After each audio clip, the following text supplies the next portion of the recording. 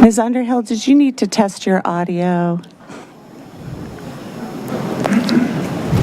Can you hear us, Ms. Underhill? Would you like to test your mic before we get started? Sure. Can you hear me?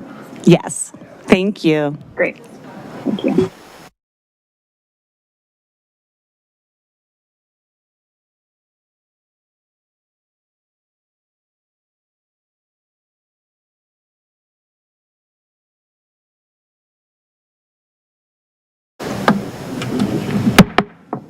Good evening. Welcome to the Monday, January 27th meeting of the Falls Church City Council. I wanted to call the meeting to order. Madam Clerk, can you start with roll call, please? Yes, Ms. Conley? Here. Ms. Downs? Here. Ms. Flynn? Here. Ms. Shantz-Hiscott? Here. Mr. Snyder? And we'll do remote participation after we do roll Here, call. remote. Thank you. And Ms. Underhill?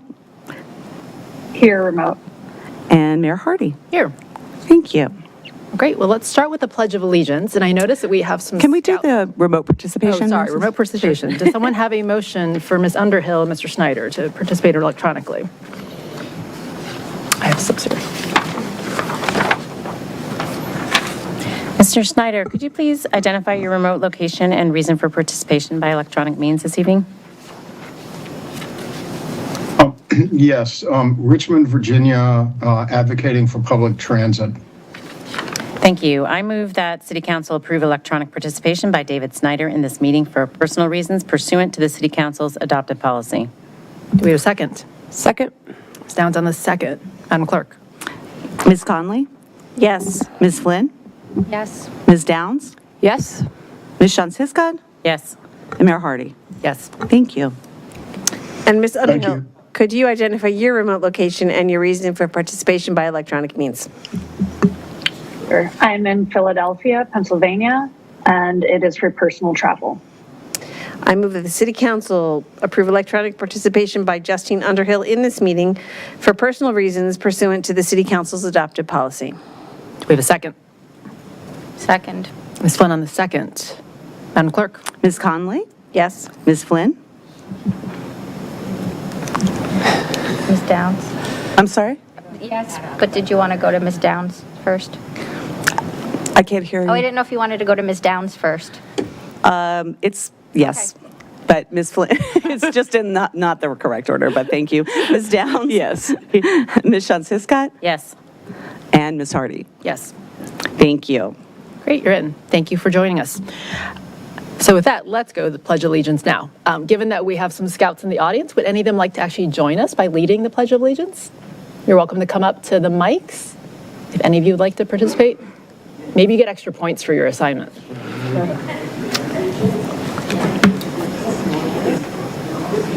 They're discussing. Okay, no pressure. You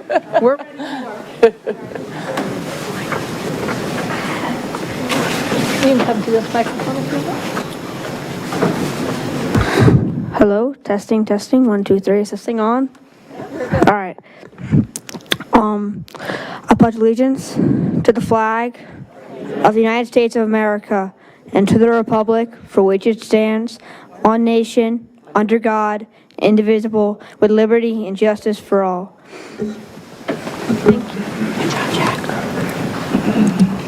Well done, thank you. With that, let's move into the next item, adoption of the meeting agenda. And Ms. Hardy, I was going to make a motion to amend the meeting agenda so that number 9, receipt of public comments, requests, and consent item comments, follows the proclamations and special presentations and goes before the closed session, so in between number 6 and 7. That's a good idea. Do we have a second? Second?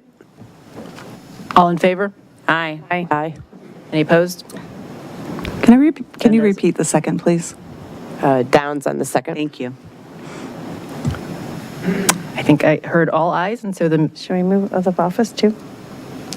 I don't think we have any oaths, but, okay. So with that, we've amended the agenda, and we've adopted the agenda. Or do we need a separate motion to adopt? Sorry, I'm going to also make a friendly amendment because I do see a member of the HARB here for the oath of office. So if we could also move that oath of office, so both numbers 8 and 9 to after 6, I would make an amended motion. Second. That was Hiscott on the second now. All in favor? Aye. Any opposed? Ayes have it. Thank you. Thank you, good idea.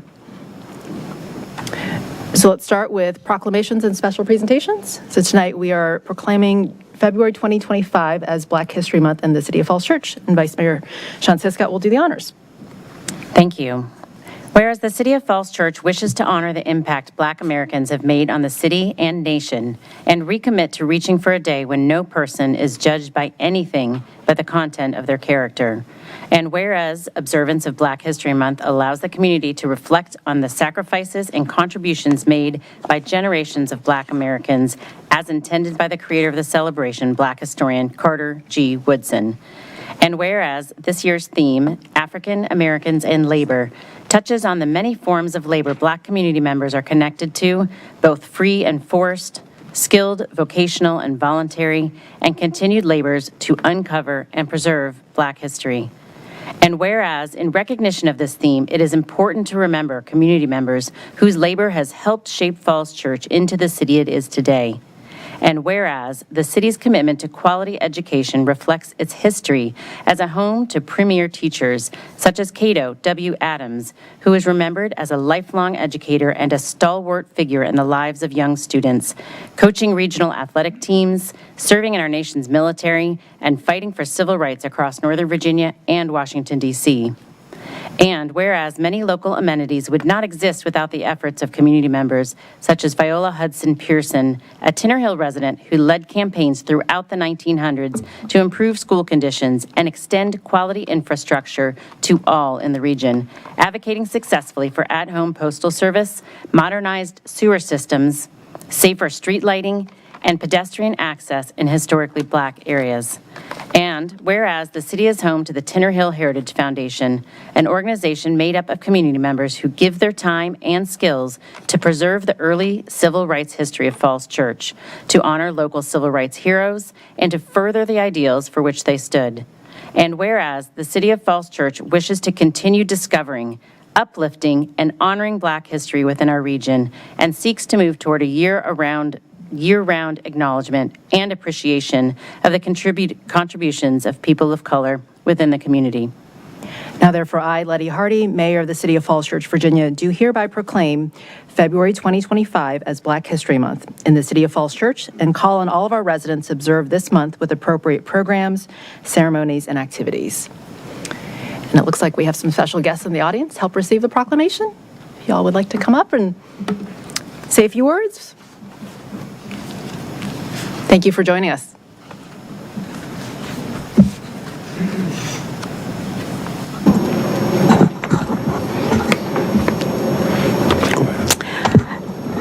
Good evening. I'm Nikki Graves Henderson, and I live at 307 South Maple Avenue. I'm a newcomer. I've only been here for 23 years. And Edwin Henderson, founder of the Tinner Hill Heritage Foundation. And I want to thank everyone for this proclamation. And I'm surprised they didn't mention Mary Ellen Henderson as an educator. But I appreciate the proclamation. And I want to thank you all for celebrating Black History Month. And like it says here, I want to celebrate it not only the shortest month of the year, but 365 days of the year, because Black history is American history. Thank you. Thank you.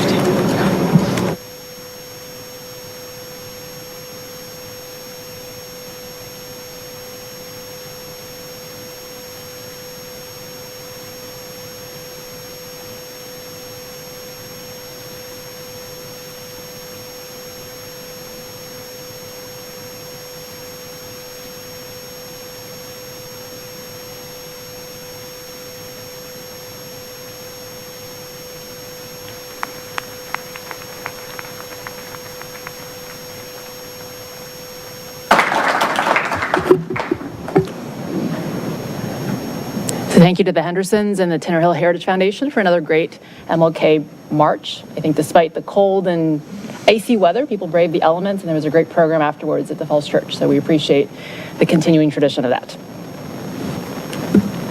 Okay, so we amended the agenda, so we're moving up oaths of office. Looks like we have a member of the HARB in the audience to take an oath. Yes, we have Alan Greenberg here for an oath. Welcome, Mr. Greenberg. Thank you for continuing to serve the city.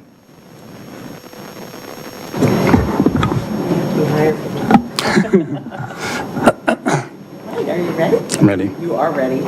Do you solemnly swear that you will support the Constitution of the United States and the Constitution of the Commonwealth of Virginia, and that you will faithfully and impartially discharge and perform all the duties incumbent upon you as a member of the Historic Architectural Review Board according to the best of your ability, so help you God? I do. Thank you, and Thank thank you you. for your service. Thank you.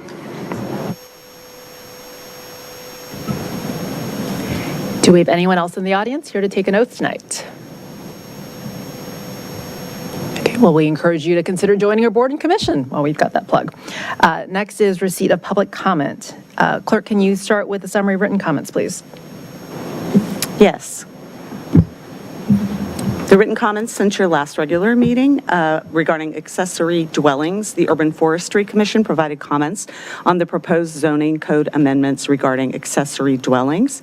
The following wrote to support the proposed amendment: Eric Boson, Allison Brown, and Gardner Humphreys of 706 Poplar Drive, Mike Griggs, Dylan Haynes, Dan and Bethany Henderson, 1002 Madison Lane, Mark Kawar, 307 Fellows Court, and Diego Lapidus, 450 North Washington Street. Marty Meserve of 708 Berry Street wrote with suggestions for the proposed amendment and said that she believes would address neighbor rights, community awareness, and fairness. Michelina Bonanno wrote with environmental and economic concerns about the proposed accessory dwelling amendment. Regarding the bike master plan, the following wrote in support of adoption of the proposed bicycle master plan: Aaron Good of 209 Buxton Road, Matt Robinson, 302 Grove Avenue, Cormac Beatty, 306 Pennsylvania Avenue, Tina Beatty, David Bloomgarden, 506 Greenwich Street.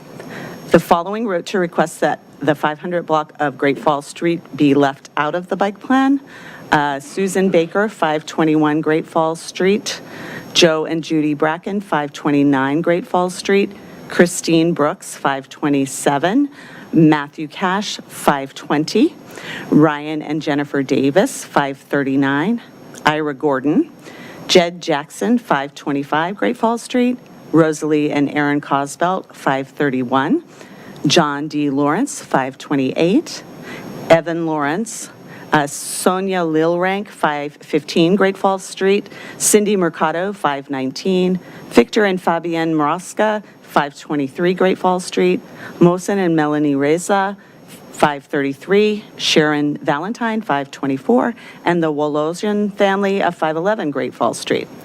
The following residents of Falls Plaza condominiums wrote in opposition to the portion of the proposed bicycle plan on their property: Elizabeth Cunningham, 138 Birch Street; Anna Jimenez, 140 Birch Street; Duang Chang, 140 Birch Street; Sugar Hartano, 142 Birch Street; Richard Snow, 138 Birch Street; Hermanawati Santoso, 142 Birch Street; Hendry Bong and Veronica Hartanto, 154 Haycock; Stephen Junk, 140 Birch Street; and Theo Sisson, 152 Haycock.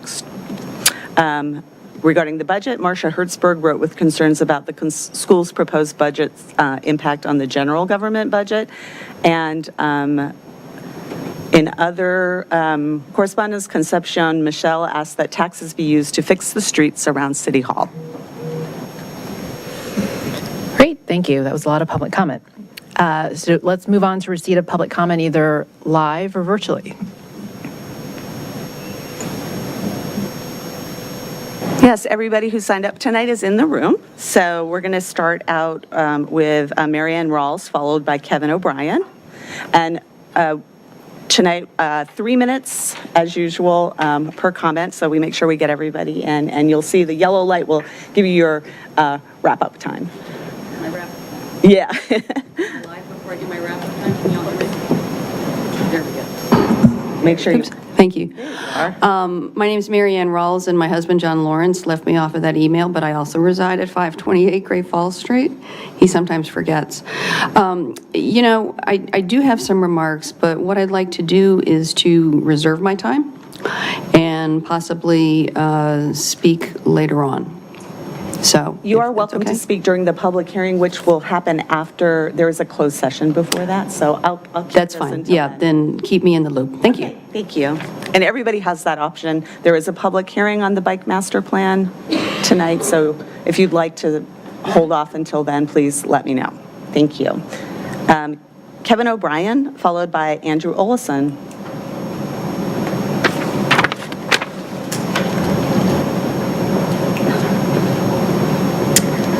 Good evening, folks. My name is Kevin O'Brien, and I have the pleasure of working with the Washington Area Bicyclist Association, and in that role, get to work with a lot of the wonderful residents and advocates who have worked really, really hard to get the Bicycle Master Plan update where it is today, and I know folks that you'll hear from tonight after me are just so excited that the city is taking this step to update its bike master plan. You know, infrastructure is fast-moving landscape, and a lot has happened since the last time the plan was created and updated. So there's a lot of new exciting things, and really exciting to see the city embrace some of these new facility types and to really be thinking big, right? I think it fits largely within what a special place Falls Church is. You know, this is a place that is rooted in livability. It is rooted in a place that you can walk around in, a great place to raise your kids. And I think a lot of what's in the Bike Master Plan in terms of increasing accessibility, creating different mode options, just really fits within that, and is really exciting to see. Also fits in with what's happening just across the border amongst your neighbors in Arlington County and Fairfax County, all working hard to sort of update their transportation, their bike plans, similarly to sort of how can we better get at some of these goals? How can we make our communities better, safer, more accessible places? And so, again, this is a really exciting step. Of course, we will need funding to implement this, but having a good, strong plan, a plan that residents are excited about, that really does sort of get us into the 21st century, really can help with that, all right? Can help in those grant applications. And so we know that there's still work to be done, but we really, really look forward at the Washington Area Bicyclists Association, Bike Falls Church, all the folks who are going to be speaking in support. We really look forward to helping the city actually implement and actualize what's in this plan, but a really important first step. Thanks. Thank you. Next, Andrew Olson, followed by Robin Ramey.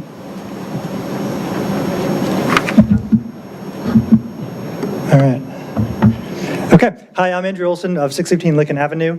Thank you, Kevin, for the intro. It's great to have Kevin here. He provides a lot of expertise and network through WABA. Throughout this process for the Bike Master Plan, Council, Planning Commission, CACT have been supportive of the plan. Lots of good comments and discussion along the way. And I think we've gotten to a plan that we can all really be proud of. As Kevin mentions, a good plan helps you win more grant funding, so that's great for us as well. So I encourage you to vote in favor of the plan and to do the work over the coming years to implement it. Critical to that is going to be funding, grant funding, and local communication with the residents. There's reasons we want to do this, and it requires two-way communication, no surprises, those kind of things. Thoughtful design with public input, and we've heard lots of public comment tonight around some concerns around particular routes, and those are great places where it's important to engage with the neighborhood there and figure out what actually works, what meets the needs of our community. And leadership, because it's to leave things the way they are is one thing. To try to change things requires leadership, and so that's a role for all of you, for the city staff, and we'll play our part here as well. The plan promises a bicycle network for people of all ages and abilities. It puts the education and encouragement in our schools and in our community to go with that. There's 3 reasons why I think our city really needs this plan. First, for the kids, it's why I started Bike Falls Church. I wanted my daughter to be able to ride her bike to school. People who lived here in the 70s have told me that biking to school was very common, and the ride hasn't gotten any longer since then. Parents tell me their kids want to bike to school, but they don't think it's safe. And I've had a couple instances riding around myself where I wouldn't let my kids ride to school right now. Biking to school, to see friends, to activities is so good for kids, especially today. We're a world full of screens and a sedentary lifestyle. Biking to school is really a game changer for kids. And secondly, if we build a bike network that's good enough for kids, it's good enough for all of us. Regardless of your age and ability, if an 8-year-old can do it, all the rest of us can. Seeing neighbors, being outside, getting some light exercise, it's great for adults too. Right now, most bicyclists in America and in our city are rich white men. It's a cultural symbol and sort of a extreme sport, or they're poor men of color because it's a dangerous necessity. If this plan isn't implemented, the only real choice most people have in our city is driving or walking for a few short trips. Let's give people some choice. And finally, needing to drive everywhere is bad for our city. We're adding more neighbors and more new businesses, some pretty cool ones. And if every single one of those requires more trips, if every ADU resident has to get in a car and drive somewhere, traffic is going to get worse. If every business needs to pay for a dozen underground parking spaces to be surviving, we're going to have a lot more Starbucks and a lot fewer Brown's Hardware. These sort of cool local shops require cheaper places to rent, and that requires cheaper parking and other ways to get customers there. So to preserve the things that make Falls Church City special and a wonderful place to live, we need, as you call it, mobility for all modes, or as I'd say, we need to make bicycling a real option for regular people to get around. So thank you for all you do for the city, and thank you to all the other speakers and people who have written in tonight, because you all, I know, care about this place. Thank you. Thank you. Next, Robin Ramey, followed by Jaime Jiang.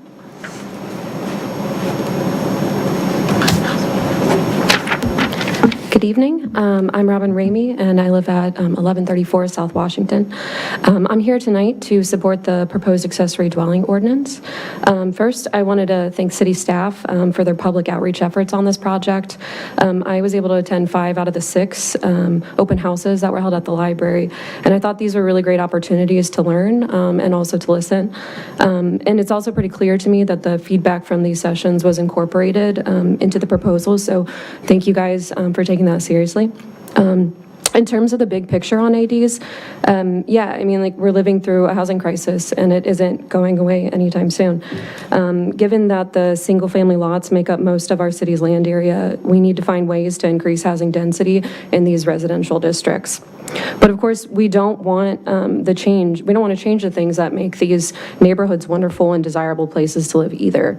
But I think that since the footprints of ADs are pretty small and their adoption rate is modest, it's a pretty solid way that we can begin to gently increase density without losing the feel and the character of the neighborhoods that we all love so much. ADs also provide opportunities for multi-generational living and flexibility for families who want independent spaces for their aging parents or their adult children or caregivers so that their loved ones can be close by. Beyond that, ADs would also increase diversity in our city's housing stock and potentially introduce more economic diversity into our single-family neighborhoods. At present, these neighborhoods don't offer many options that are within financial reach for folks at the lower end of the economic spectrum. In terms of the actual nuts and bolts of the proposal, I think most of the standards that are written in, so things like setbacks, height restrictions, parking, et cetera, are really reasonable given what's already allowed by right in our neighborhoods today. However, I would ask that staff and council reconsider the requirement that ADs can't be taller than the principal dwelling. This came up in one of the sessions just a few weeks ago at one of the open house sessions I attended. So for lots where the existing dwelling is only one story, this restriction would mean that ADs in that lot could also only be one story. So working, that within the lot coverage limits, it would make it pretty difficult to build an actual functional AD on those lots. So if the goal is to increase density, I think we would rather see an AD that's slightly taller than the principal building, than as opposed to the other option, which ultimately ends up being, tear down McMansion situations. So in closing, I just want to thank staff again for their hard work on the proposal and thank council for its careful consideration. And I hope to see this move forward in the coming months. Thank you. Thank you. We have Jaime Jiang, followed by Edwin Henderson. Can I reserve my time for later? Yes, certainly. So, Mr. Henderson, are you ready to speak? Followed by Ben Allard. Okay, I'm back again. Edwin Henderson, 307 South Maple Avenue. And I just wanted to make an announcement of an event tomorrow evening at the library, where I'll be talking about the Tinner Hill Historic and Cultural District, how that came about, and hoping that we can find some of the city people to come out who helped to make that happen, such as staff and the people from the planning department. I see Gary over there. But I'd also like to say that it fills my heart to see scouts here. I am an Eagle Scout myself. And Mary Ellen Henderson was a scout leader as well. My father wasn't able to become a scout because there was no troop here in Falls Church for blacks when he was growing up. But he spent 50 plus years as a scout master and executive in the Tuckabatchee Area Council in central Alabama. So I just wanted to make that announcement of the program tomorrow, and to hopefully get people to come out and see how things happen here in the city. So thank you. Thank you. Ben Allard, followed by Michael Novotny.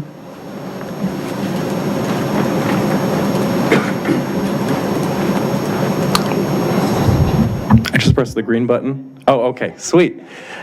Okay, I'm good. Hi, my name is Ben Allard. I live at 503 Roosevelt Boulevard.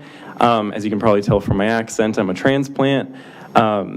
And I was I do want to talk about talk in support of the bike plan. If I have time, I'd also like to maybe talk briefly in support of the accessory dwelling proposed rule. As far as the bike plan, I would like to advocate strongly in favor of the current plan.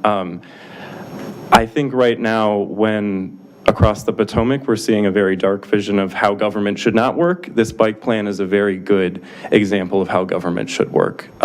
Working in collaboration with the community, taking local input, and crafting a plan that isn't perfect, that not everyone can agree on every single part of, but at the end of the day, we're improving our town and really upgrading our infrastructure in a way that makes us safer, makes our environment cleaner and healthier, and gives people like me who don't own a car and need more ways to get around town access to, some of the events in town. Like it would be easier for me to attend things run by like the Tinner Hill Association if there were this bike plan in place. So I'm strongly in favor of this. I think this is government working as it should, and I really commend you all for having the courage and the vision to try and implement this. So thank you.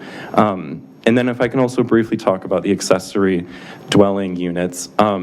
I would support this as well. I originally wasn't planning to, but frankly, I was encouraged by your testimony earlier. I think the main opposition to increasing density can be, it'll bring in the riffraff or change the character of the town. But, I'm a renter. I can't afford $1 million home. So I think people like me are all right. I think we make good members of the community too, and I'd like to have more people like me here. So that's my piece, and thank you for letting me speak. Thank you. We have Mike Novotny, followed by Joseph Shirizi. Hi, my name is Michael Novotny. I'm a Falls Church City resident and owner of Backyard Homes Building Company, also based in Falls Church City. We build accessory dwellings in this region. If you go to backyard.homes and you go to the Built tab, you'll find a lot of photos and video walkthroughs of some recent accessory dwellings that we built. But I'm here tonight to discuss setbacks for accessory dwellings.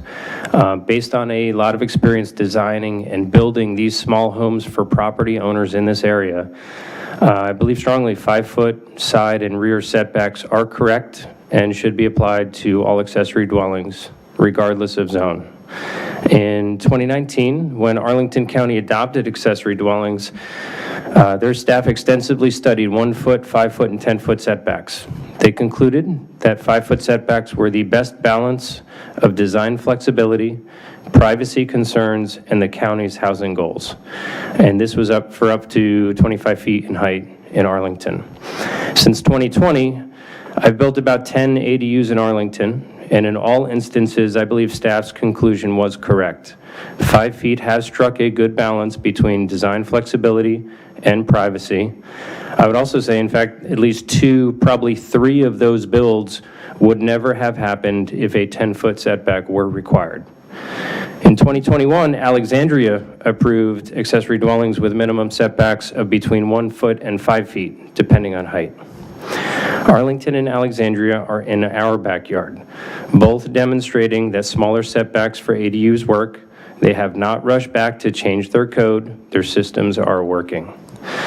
In Falls Church City today, any property owner can build a garage by right with a 3-foot setback, and that's in both R1A and R1B.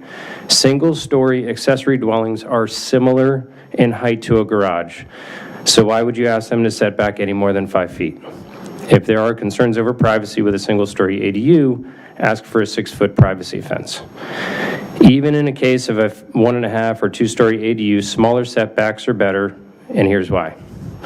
First, centering an ADU in someone's backyard spikes that yard. It can eliminate a family's recreation space. If a family has kids or grandkids, they're probably not building an ADU with a big setback if they won't have much of a backyard left. Number 2, most property owners I work with want their ADU to line up with the driveway, so there's direct access from the street and more sunlight to the unit, and they also feel more independent. If you force that accessory dwelling to hide behind the primary house, you lose those benefits. The third reason is corner lots are especially vulnerable to bigger setbacks. If you increase setbacks to 10 feet or more, many corner lots are not going to be able to fit an ADU. I see it frequently. Corner lots are already a challenge because they have 2 front yards that are already 25 or 30 feet setbacks. For these reasons, I urge you all to keep the setback smaller for accessory dwellings. Thank you. Next, we have Joseph Shirizi, followed by Matthew Cunningham.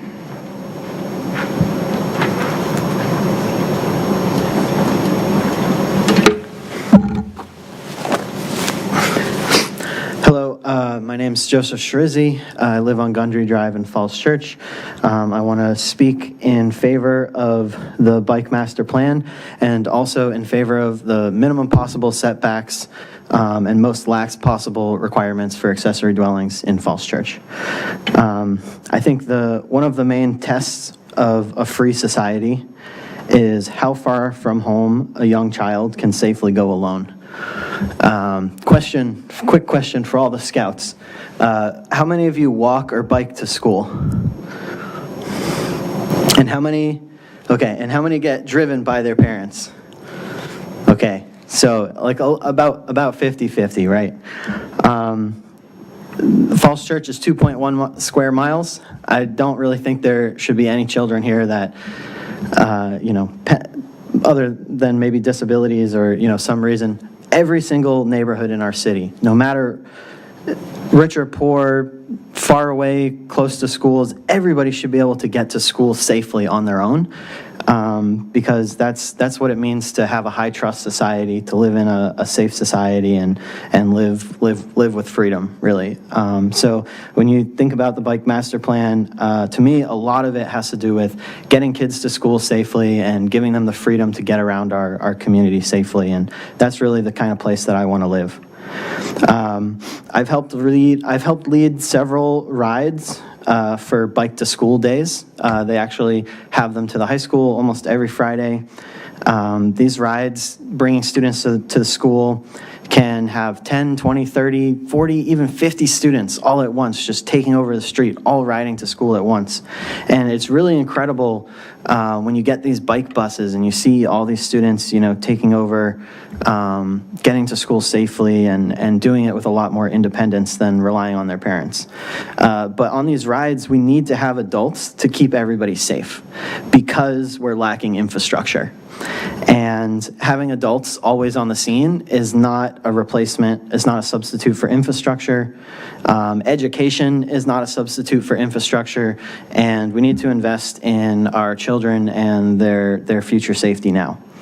The city is far behind on street paving, and the last thing I'm going to say is we're increasing our population in Falls Church, yet we have committed to lowering our total carbon emissions and reaching net zero, which means that we have to significantly decrease the per person carbon footprint for people living in the city.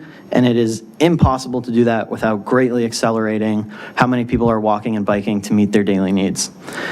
So y'all have already agreed to commit to these carbon goals. This is something we have to do to reach those goals, so please support it. Last point, you have no idea how much suffering the housing crisis is causing. It's unraveling the fabric of our society. Please support denser housing. Thank you. Next, we have Matthew Cunningham, followed by Richard Klein. Matthew Cunningham. Did he turn it off? Thank you. Matthew Cunningham, 138 Birch Street. My comments are my own. I'd like to speak today in support of accessory dwelling units and specifically split occupancy for accessory dwelling units, which is allowing the ADUs to be sold separately from the primary home and to open up additional funding opportunities for the building of accessory dwelling units in our community. As the studies have already shown, about 2 dwelling units will be built per year, and if we were to allow more funding options, such as split occupancy like other states have done, California and Washington, we could see that number increase and lead to more density in our community, more housing opportunities for people. So I'm gonna keep my comments short, and that's, I hope the community city council will pursue that avenue as we continue down the ADU conversation path. Also, thank you for all the public opportunity for comment. I feel like the bottom-up strategy has worked well, and I was able to attend some of those comment periods and interact and hear everybody's perspectives. So thank you. Next, we have Richard Klein, followed by Diane Bartley. I live in the city on West Falls Way, and I support the Bicycle Master Plan. Even though my street is not mentioned in the plan, my views about streets like Great Falls, which is in the plan, matter because I must use Great Falls to go virtually anywhere. They matter because decisions about any street will impact our transportation infrastructure. They matter because our streets are public and traffic calming saves lives. When a highway is planned, a relatively small number of people who live near the proposed route typically express their understandable concerns about the highway's impact on them. Unlike the effects of building a highway, however, the traffic calming and bicycle infrastructure ideas in the city's plan for Great Falls Street would benefit the whole community, including nearby residents. For example, according to the National Association of Realtors, quote, "Studies have shown that having a bike path near your home is a great way to increase the selling price of the house," unquote. Thank you. Next, we have Diane Bartley, followed by Keith Thurston. Hello, everyone. Diane Bartley, and I'm at 331 James Street. I'm so grateful to everyone who's worked so hard on this comprehensive bike master plan. We talk a lot about our core values, and one of them, of course, is multimodal transportation. But without a committed strategy and without committed funding dollars, we would effectively be missing a huge opportunity to live up to our values. For example, my 8th grader frequently walks home from Mary Ellen Henderson, but not once in 2.5 years has she ridden her bike. It's just not safe. We would love to have the opportunity for her to bike safely and for her younger sister to bike safely as well when she's in middle school and high school. On a closely related topic, our core values again come into question when our city doesn't plow the W&OD. It's been impassable under ice for nearly a month. Meanwhile, our neighboring jurisdiction, Arlington, keeps the W&OD completely plowed. I was out there in the last couple weekends with hundreds of other runners, walkers, and cyclists. I know we can do better, so let's make it a priority to prioritize this and focus on this in the future. And again, thank you so much. I also wanted to see if my daughter Cordelia could say a few words on biking as well. So I love the idea of having the bike route because I think it would be really fun for in the future for me to bike to Mary Ellen Henderson. And so I really support the idea. And so my friend, she and her little sister were once crossing Gundry and they almost got hit by a car because it was going way too fast. And so I thought it would be a good idea if maybe we could add a speed bump there because they almost got run over and that's really dangerous. So thank you again for everything that all of you do for biking and pedestrian safety. We appreciate it. Thank you. And next we have Keith Thurston.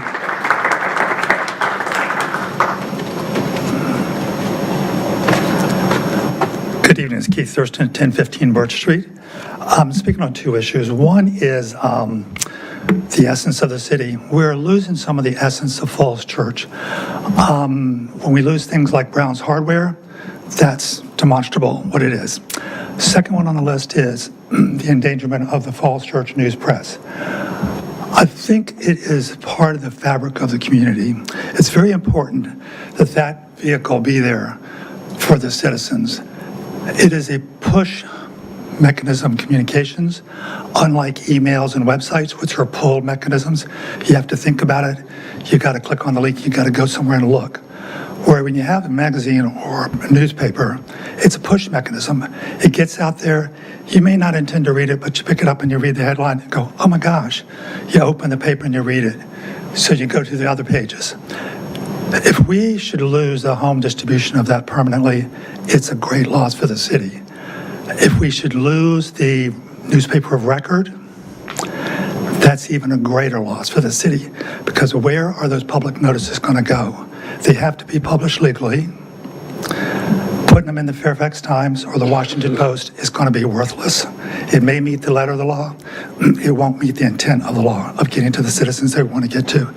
So I think the investment by the community, by the city, and whatever can be done should be done.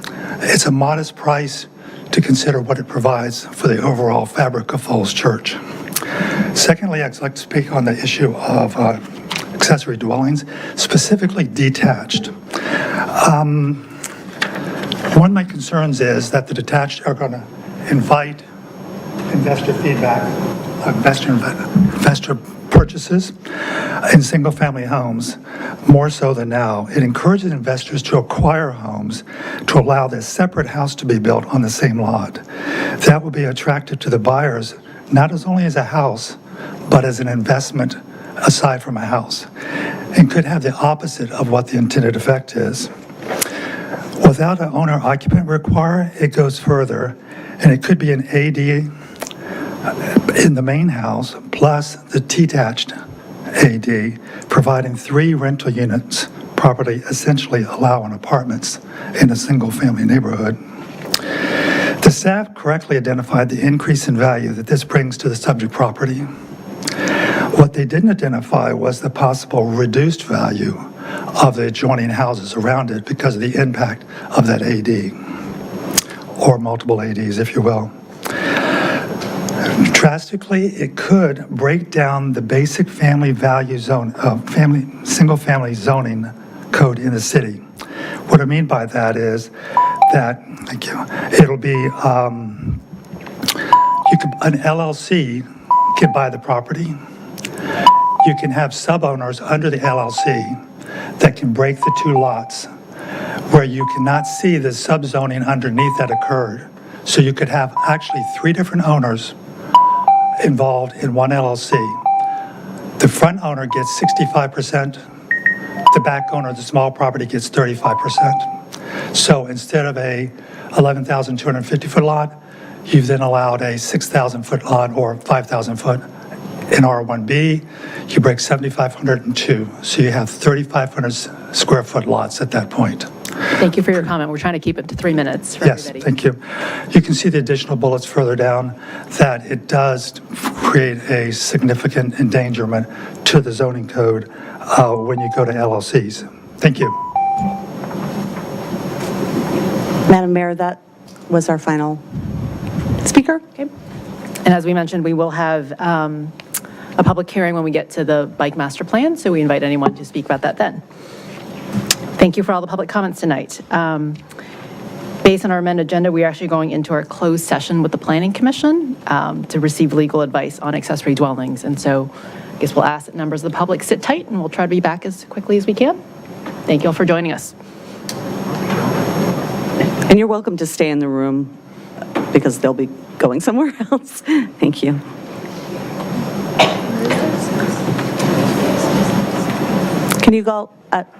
Can you do the closed session motion before you leave this room? Thank you, and we'll do one with the Planning Commission as well. Okay. Do we need the Planning Commission up here to read their motion?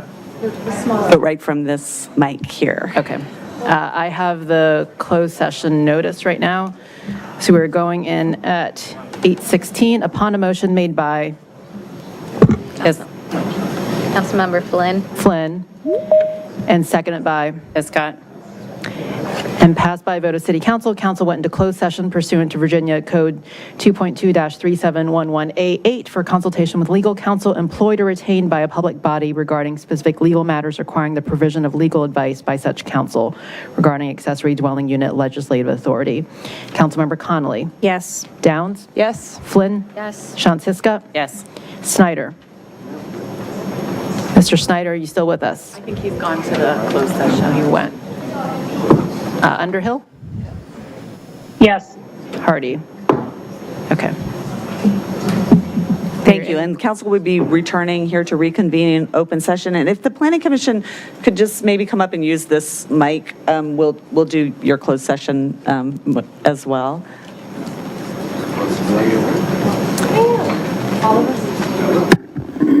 Do you want all of us? I think so, yeah, then I can, Jack, do you mind if I do the vote since I have the mic? Okay. So I just want to get a roll and see who is here. So Miss Commissioner Stevens, Commissioner Krasner, I don't think he's here. Commissioner Friedlander, Yes. Commissioner Duncan, Yes. Commissioner Kravinsky, there you are, Commissioner Polinsky. Yes. And Chair Comont. Yes. All right. And so upon a motion made by, it's a closed session motion. Mr. Stevens. Seconded by Mr. Kravinsky. And passed by a vote of Planning Commission. The commission went into closed session pursuant to Virginia Code 2.2-3711.A8 for consultation with legal counsel employed or retained by a public body regarding specific legal matters requiring the provision of legal advice by such counsel regarding accessory dwelling unit legislative authority. And I'm going to call the vote on that. Okay. Commissioner Stevens? Yes. Commissioner Friedlander? Yes. Commissioner Duncan? Yes. Commissioner Kravinsky? Yes. Commissioner Polinsky? Yes. And Chair Kama? Yes. And if you can join us back in here to go reconvene an open session after the closed session, and we're in the Oak Room. Okay. Thank you. Great. Thank you.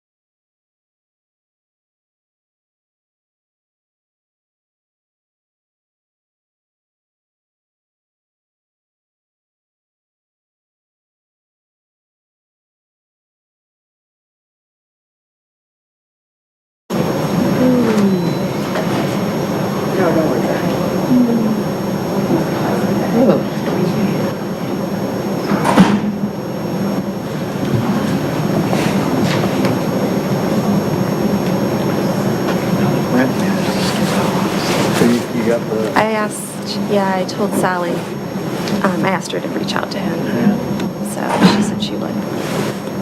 Okay, so we are coming back into open session, and the Planning Commission is going to do their certifications about the closed session and then adjourn. And so let's make sure I have the right one. Okay, so this is a reconvening in open session. And so upon a motion made by Commissioner... Dawkins? Seconded by Commissioner... Stevens? The Planning Commission reconvened in open session. Commissioner Stevens? Yes. Commissioner Friedlander? Yes. Commissioner Duncan? Yes. Commissioner Kravinsky? Yes. Commissioner Polinsky? Yes. Chair Comont? Yes. Okay, and so this is the certification that what you talked about was exempt from open session. So upon a motion made by... Duncan? Seconded by? Polinsky. Polinsky. It was certified that, 1, only public business matters lawfully exempted from open meeting requirements, and 2, only such public business matters as were identified in the motion by which the closed meeting was convened were heard, discussed, or considered in the closed session or meeting by the body. Commissioner Stevens? Yes. Commissioner Krasner? Oh, nope. Commissioner Friedlander? Yes. Commissioner Duncan? Yes. Commissioner Kravinsky? Yes. Commissioner Polinsky? Yes. And Chair Comont? Yes. Okay, and then did you want to adjourn? It's got a nice rhythm. Second on adjournment? Do we need a second? Second. Second. All right, all in favor? Aye.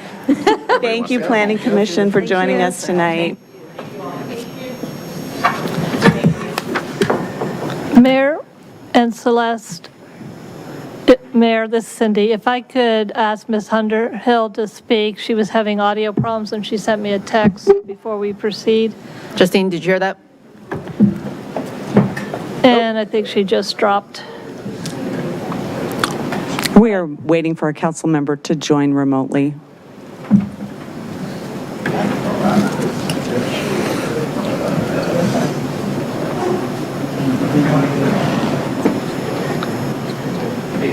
She's in the process of logging in.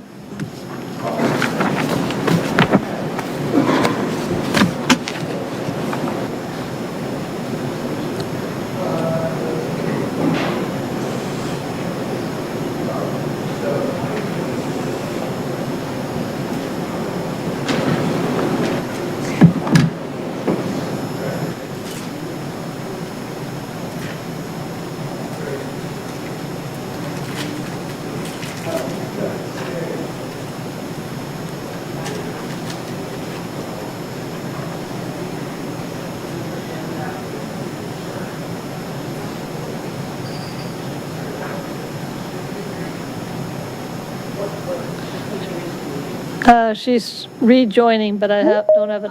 Oh, there we go.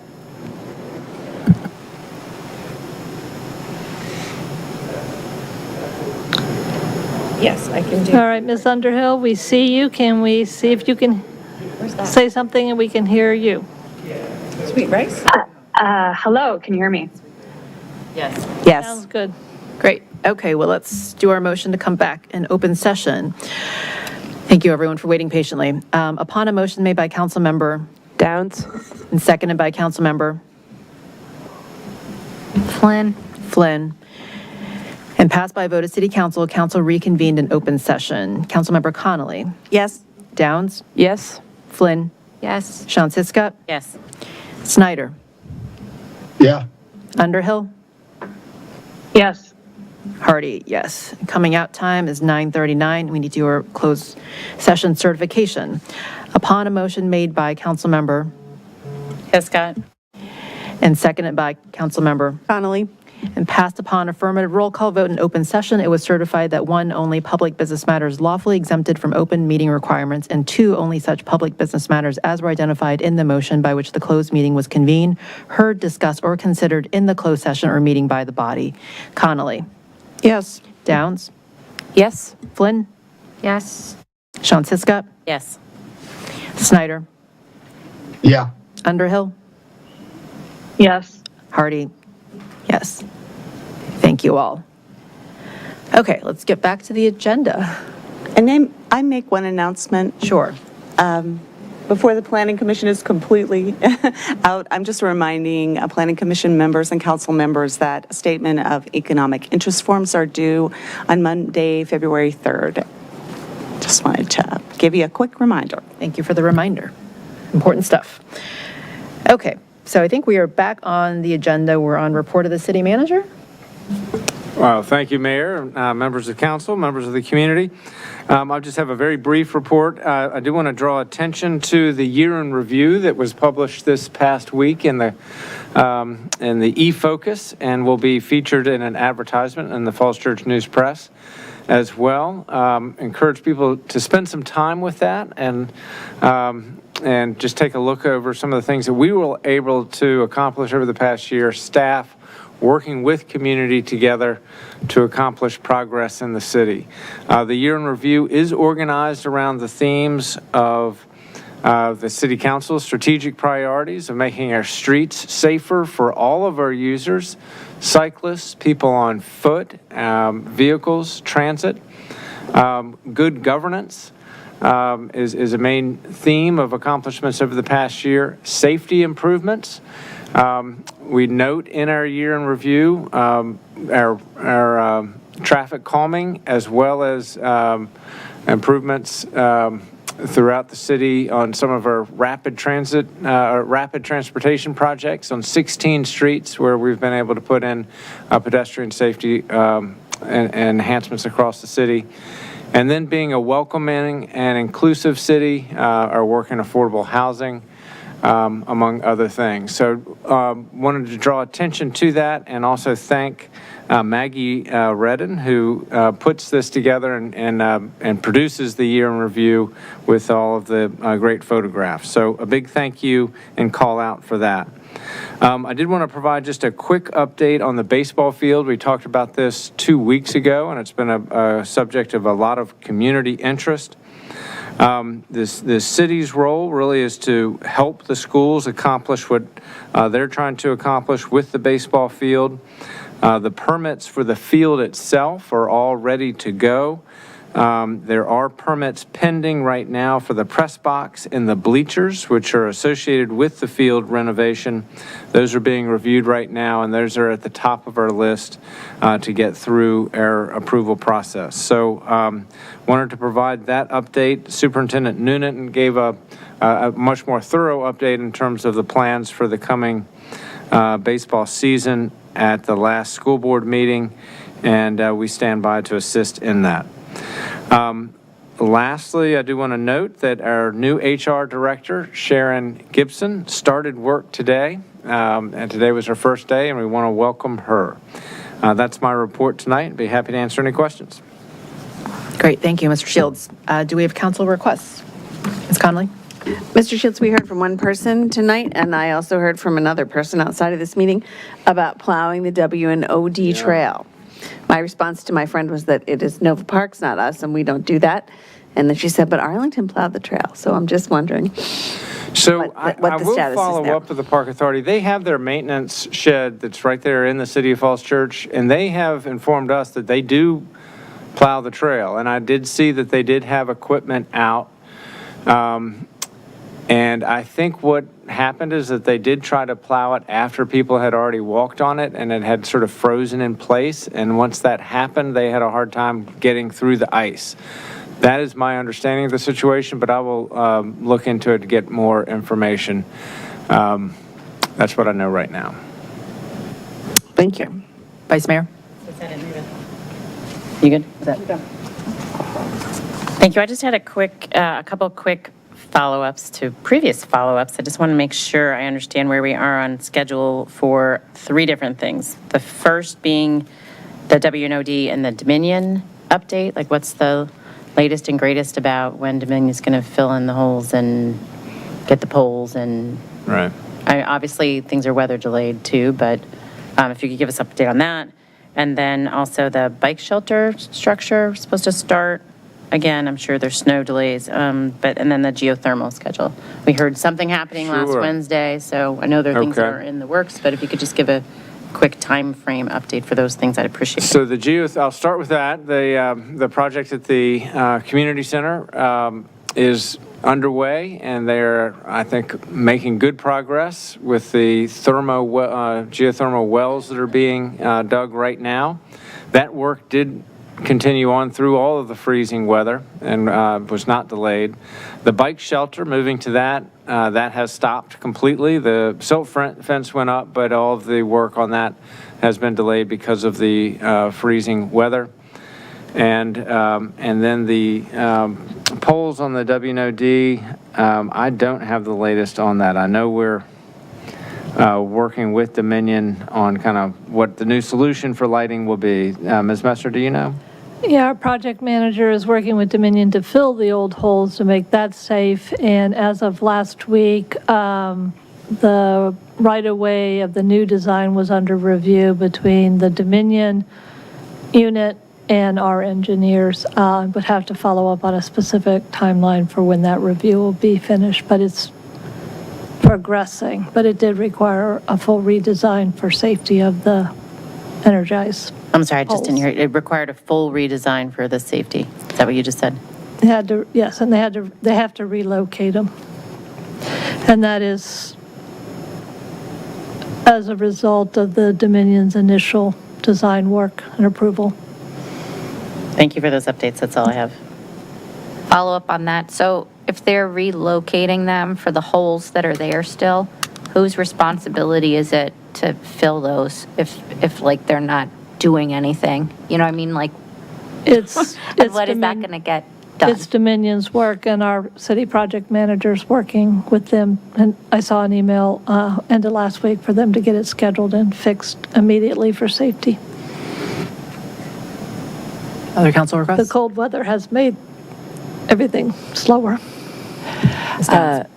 Thank you, Mr. Shields, for that update on the baseball field. So I just had a question. Are they allowed, can they begin the field, the work on the field without those permits going and coming back for the bleachers and the press box, or do they need to wait till those permits are granted to start the field work?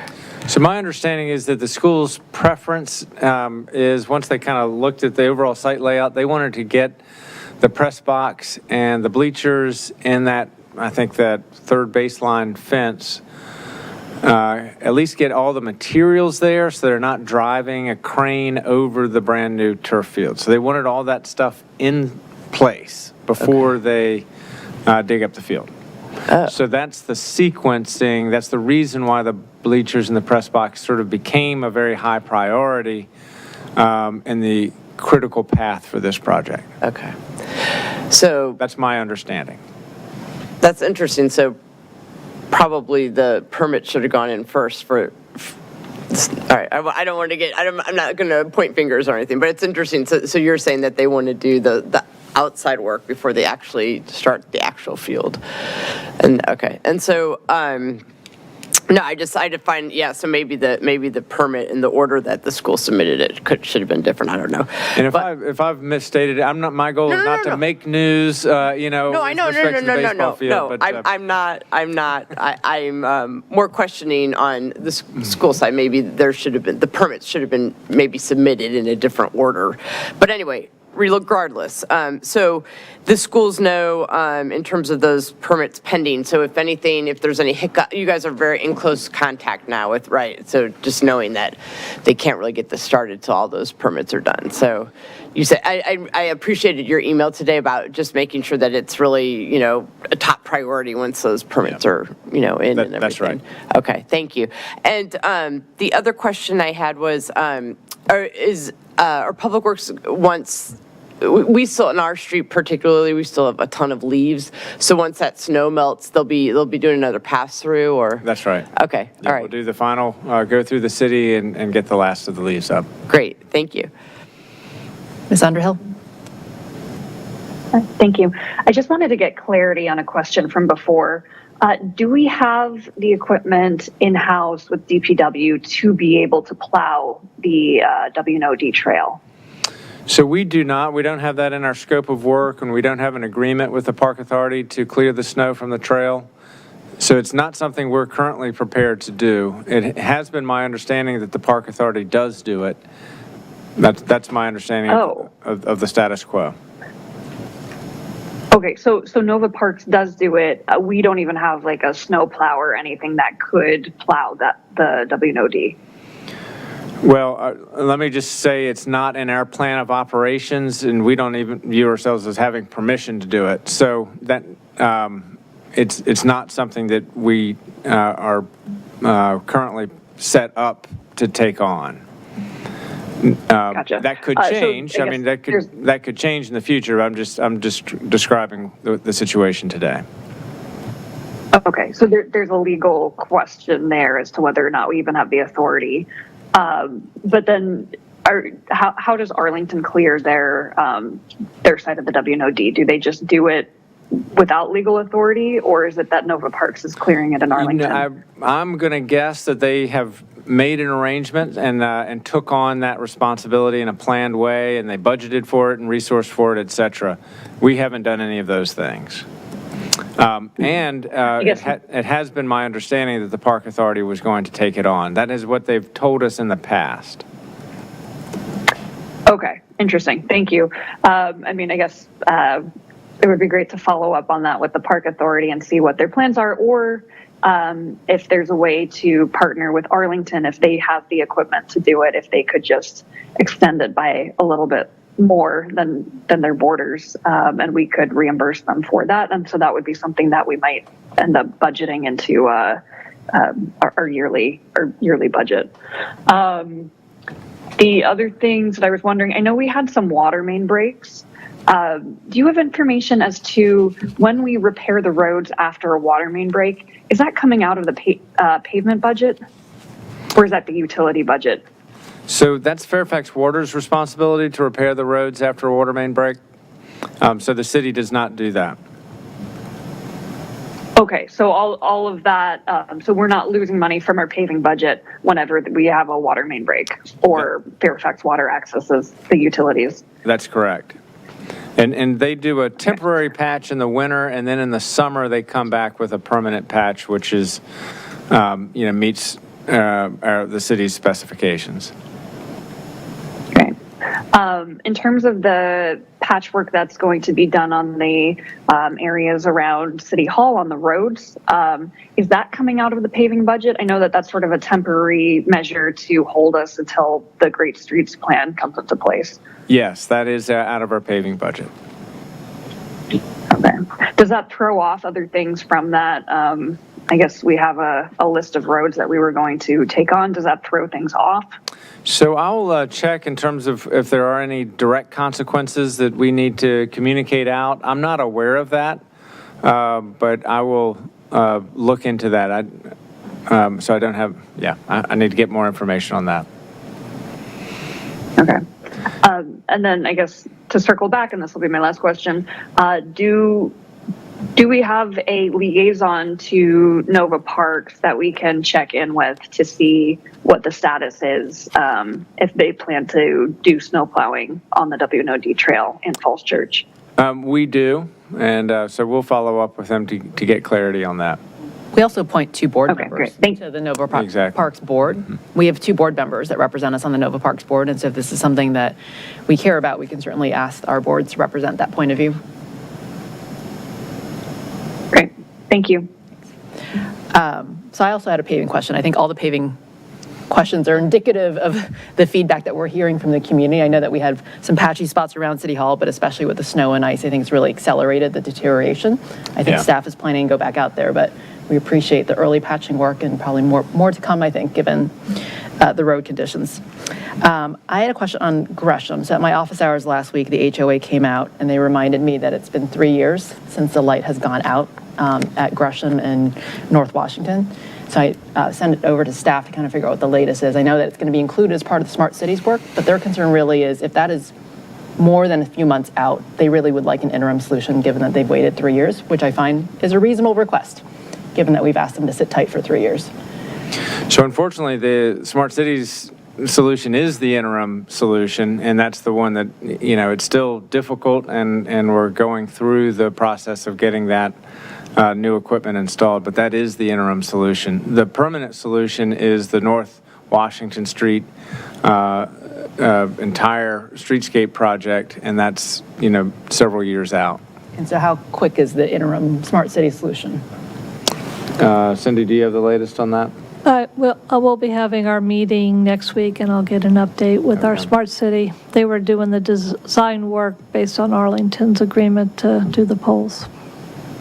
So I would ask that if we could meet with their HOA to give them the update. Yeah. I think they would appreciate letting. Yeah, we have regularly given the HOA an update, but it hasn't been since before the holidays because of the design work. So once I get an update, we'll coordinate an update back out to the HOA. I know we've had public commenters in the past that I'd really hate for them to come out just to give public comment asking for the same information again. So thank you for that. Okay, any other council requests? Okay, I think we're ready to move on to items in the agenda. Thank you all. Madam Clerk, can you call the item, please? Yes, our first item on second reading and a public hearing is TR 24-30, resolution to amend Chapter 7 of the City of Falls Church's comprehensive plan to add bicycle master plan.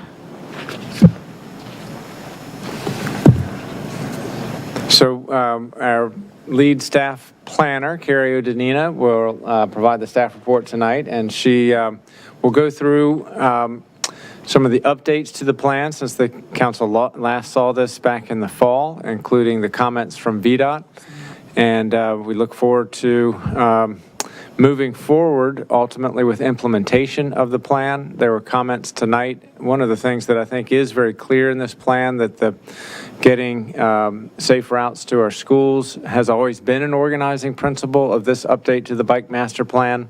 And I think you see that in the priority routes that are identified, which the council has already appropriated money to help advance the design work for on Southwest Street, Northwest Street, and ultimately a connection from there to the west end of the city to connect with Mary Ellen Henderson and Meridian High School. So we're very pleased. Carrie, thank you for your work on this project. Thank you to the CACT and all the community that's been so deeply engaged in this planning effort. I'll turn it over to you for the staff report. Thank you, Mr. Shields. I'm Carrie O'Danina. Good evening, Mayor Hardy and members of City Council. So as Mr. Shields noted, tonight council is requested to hold a public hearing and take final action regarding Resolution 2430 to amend Chapter 7 of the city's comprehensive plan to add bicycle master plan. So looking at line 22, City Council last reviewed materials during the September 23rd, 2024 meeting. Since then, meetings were held with the Planning Commission and Citizens Advisory Committee on Transportation. Major changes since the September 23rd meeting include, in terms of the future routes map, extending the Annandale Road bike route to the county line, adding the trail connecting South Lee Street to the trail connecting to Howard E. Herman Park and Oak Street Elementary School, and removing the trail through Crossman Park from the map since it's pedestrian only. In terms of the implementation section, language around providing a progress report regarding pace of implementation to council at the beginning of the budget process each year was added. In terms of other changes, revenue sharing was added to the funding opportunities section in response to a VDOT comment. And there were also some minor wording changes in the appendix.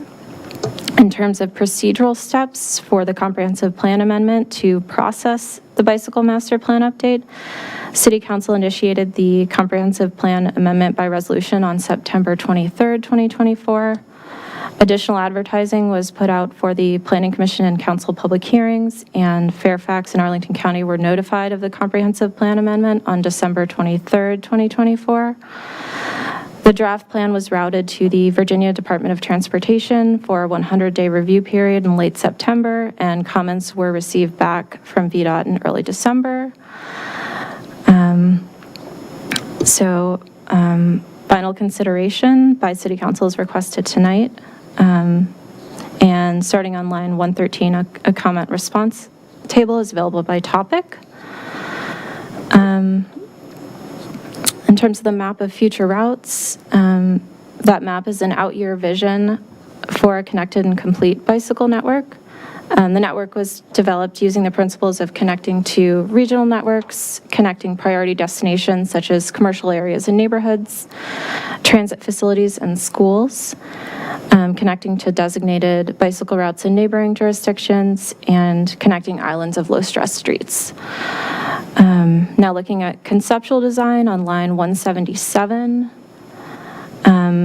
staff prepared conceptual designs for the 3 priority routes and presented the cross-sections at a series of community and neighborhood meetings in 2023 and 2024. During the meetings, meeting participants also requested traffic calming and pedestrian access improvements, as well as consideration for parking utilization and operational impacts for trash and recycling pickup. City staff also had a recent meeting with residents of the Falls Plaza condominiums where they shared concerns around littering, security, privacy, and liability. A brief 2 or 3 sentence description of the concepts shown in the staff report is provided in the appendix of the draft plan update. And staff is planning to begin survey and preliminary design for the routes and engage in a second round of community meetings during the spring or summer of 2025. Now, looking at the implementation section on line 222, implementation involves a 4-pronged approach, including building new bicycle facilities, improving existing facilities, installing bicycle parking, and hosting educational events. And implementation should be guided by the goal of achieving bicycle-friendly community status. Looking at the timing section of the report, line 245, this project was initiated over a year ago. We kicked off this update with a discussion of scope and schedule with council in October 2023, did a review of existing conditions and identified priority routes in late fall and winter 2023, reviewed conceptual designs March through June 2024, held work sessions in August, September, and December 2024 with final action this evening. So again, the request tonight is regarding resolution TR 24-30 to amend Chapter 7 of the City of Falls Church's comprehensive plan to add bicycle master plan. And I'd be happy to take any comments or questions at this time. Great. Thank you, Ms. Odino. I know that this has been a long work in progress since October 2023, so we appreciate you patiently working through many iterations of this and comments. We'll take comments and questions up here, and then we'll also open up for public comment as well. So questions for staff or comments? Ms. Lynn?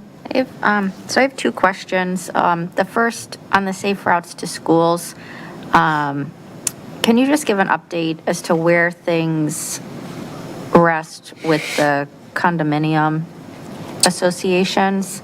Yeah. And I guess I ask partly because I just want to make sure that, you know, we don't like end up with this very entrenched view that like that's what the path will be if we don't have, you know, private owners who end up, you know, in that agreement with the city, and that doesn't slow down or delay the portions of the safe routes to school that we could otherwise focus on, and that, you know, we remain committed to moving forward with that, even if there's like ongoing dialogue with the private property owners, and that we don't like have this vision, you know, like I don't view us like condemning private property for the safe routes to school, right? Like, so I just want to make sure we don't get stuck in that. Right. So there's no plan to use condemnation there. The meeting that we had on December 10th, we did tell them that. And so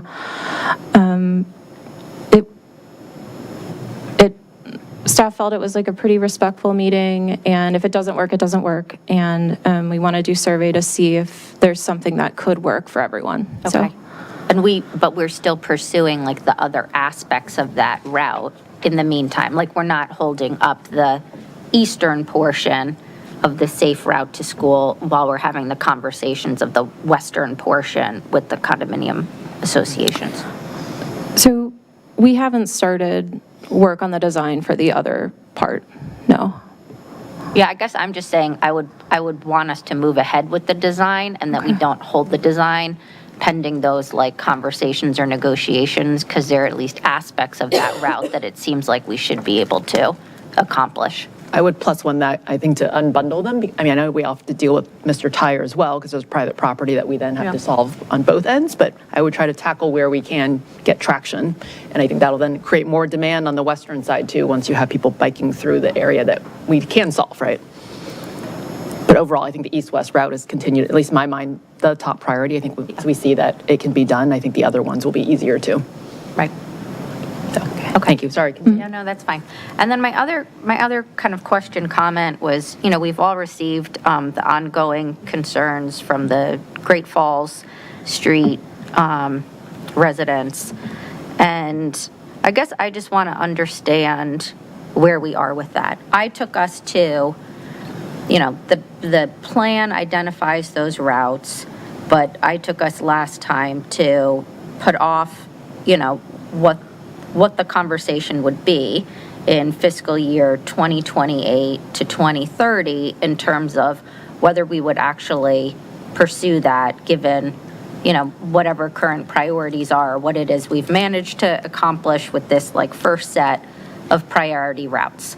And I guess where I'm unclear is we sometimes talk about, well, we need to, it's beneficial to include, aspects or identify streets now because it helps like get funding, for example. And what I don't want to happen is that we have like funding requests going in that are at odds with like the feedback that we're hearing, so that it then seems like, well, we made these funding requests and the funding requests were contingent on our doing like the work there. And so now we're going to take the neighborhood like, and tell them that the work is happening because we now have grant funding for it, as opposed to having a conversation when we get through this first wave as to whether that's an appropriate place to actually dedicate efforts and seek funding. So can you address kind of when we talk about the benefits of identifying a next set of routes, what that concretely like means for this block? Yeah, so quite a number of people noted that they wanted to see improvements on Great Falls Street through that, the dot voting and the community meetings and the board and commission meetings. And it is one of the heaviest traveled routes in the Strava heat map. And so it's very it also connects, Washington Street to the WNOD, to West Street. And so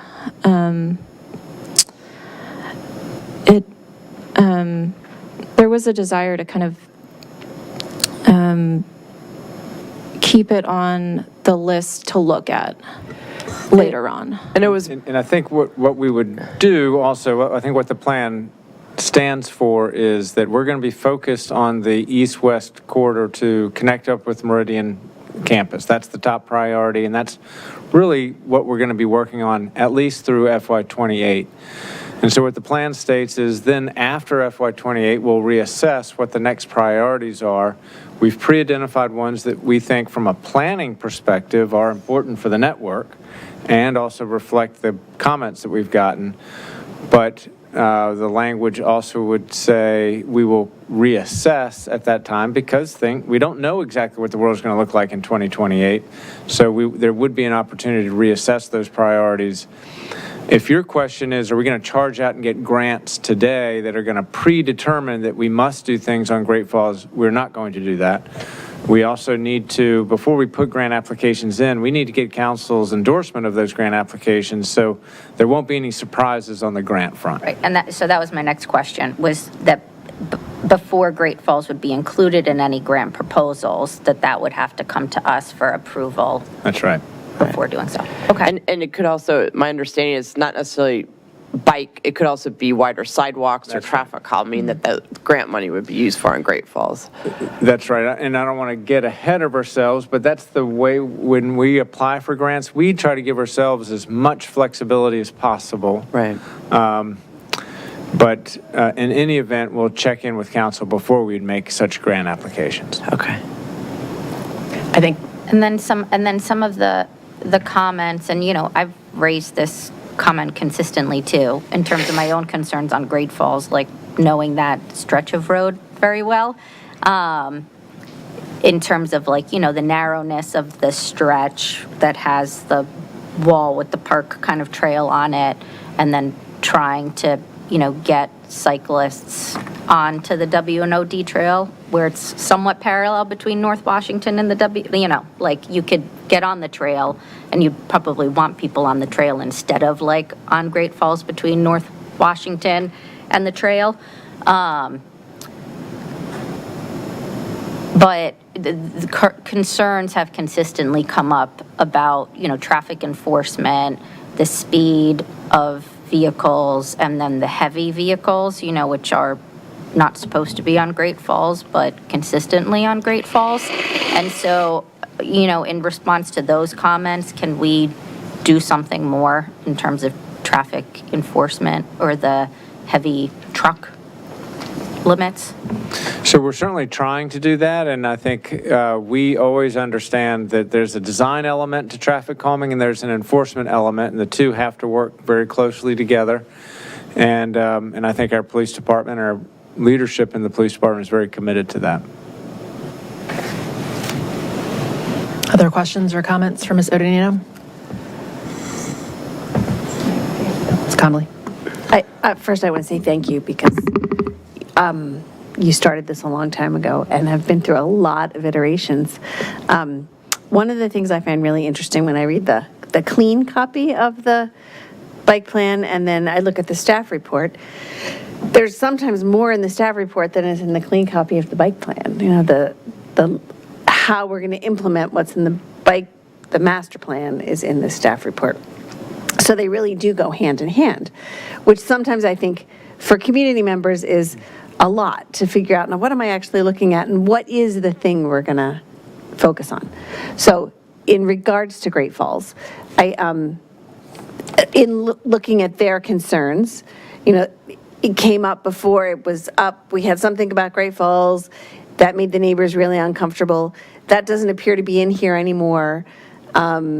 So as we go forward, and I won't do it right now because it's not a question, but my question is, how do we, as we're looking at the Bike Master Plan, that's going to go in our comprehensive plan. The staff report is going to go where?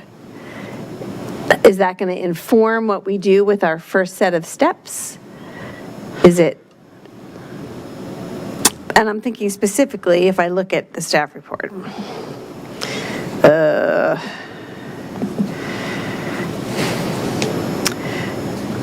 Like line 193, where you have 187 is the east-west connection between WOD Trail and secondary school campus.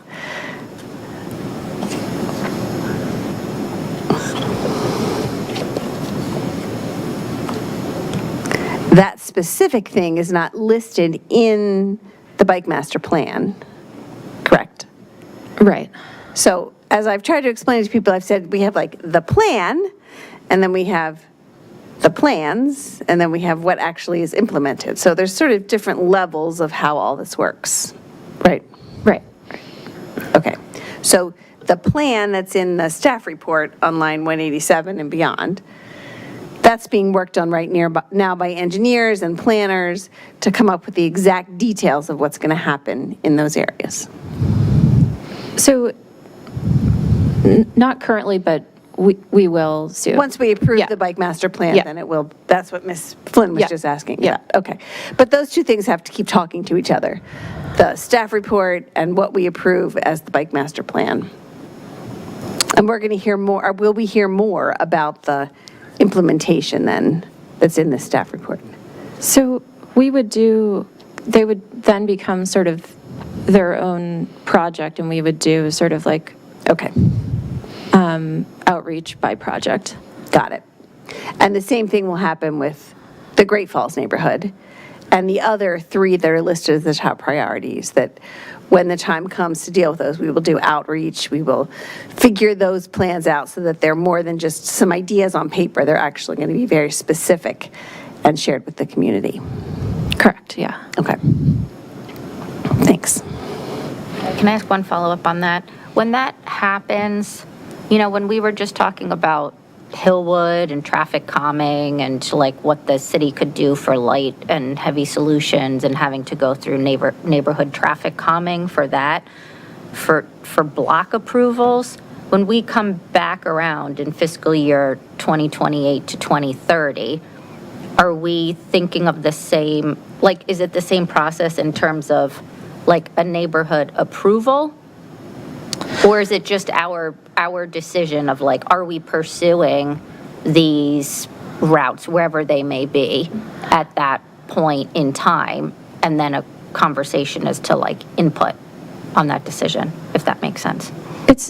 So it is a slightly different process because neighborhood traffic calming, you have to do kind of a petition and there has to be a requester and they have to go canvass their neighbors and get signatures, and then there's a working group. Whereas for other types of projects, staff will kind of come up with, you know, kind of a range of alternatives and then bring them to a meeting and to get feedback on them. I guess I would just ask with this one, that, and it sounds like it will, that it come back to council, for example, before it gets like workshopped at CACT or anywhere else, so that we are accountable for what it is we're deciding to do next and potentially fund. One of the additions I really liked actually in the staff report is a commitment to give progress reports at the beginning of each budget season. That could be a really good way to check in on like, how are we doing? Are we making progress on this? Are we about to start Great Falls, even though it's 2028 plus? That's a good mechanism to ensure that we decide that it is a priority, because I think funding is always the best mechanism on whether something's a priority, right? Mr. Snyder, you have your hand up. Thank you. So we've had two groups of citizens who raised particular issues about this, and I know we've had a conversation just now. It's the acoustics are difficult to hear tonight, the technology, but so. And we've had this good discussion about, well, this is a plan and this will be worked through. But I think what what these groups of citizens want is more than a discussion tonight. You know, if this is picked up in 5 years from now, you know, this discussion is probably not going to be thought about or even brought back up again. So what can we do to approve this plan, which I want to do because I favor, you know, biking, but give these two groups of citizens a reliable commitment on the record that their concerns are taken into account and will be thoroughly vetted, discussed, and considered in the future. Does that need to be part of the motion approving the bike master plan? I'm willing to make that, but they raise legitimate issues. There's a desire to move forward with this plan for all the good elements in the plan, something that I share, but I also want to be more responsive to the community than just this discussion tonight. So let me ask the city manager or whomever, the mayor, what action can we take to assure these groups of citizens that even though something is in the plan, that their concerns will be discussed, vetted, and considered before action which they are concerned about would be taken by the city? I think it's a reasonable request, and you know, I'd like to move forward on this plan, but I also want to give our citizens, you know, a commitment that they can rely on.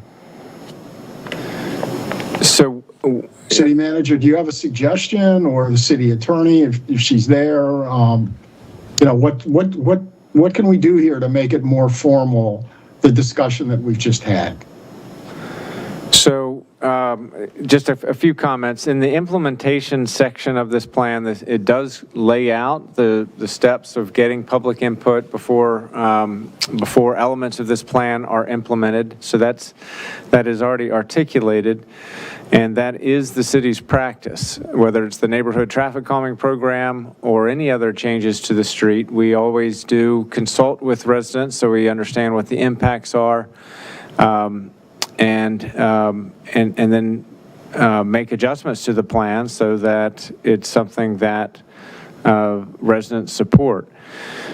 For the comments specific to Great Falls, because that is out in 2028, what I think the plan stands for is it's in the out years. Great Falls is listed as a street that we would like to look at for bike facilities. We don't know what those facilities might be. They could be sharrows, they could be dedicated bike lanes, there could be wider sidewalks, there could be complete street dimensions to those. All of those are contemplated in the city's planning documents and supported by the city's planning documents. And so what the plan formally states is that in 2028, we would reevaluate those priority routes, reaffirm them if that is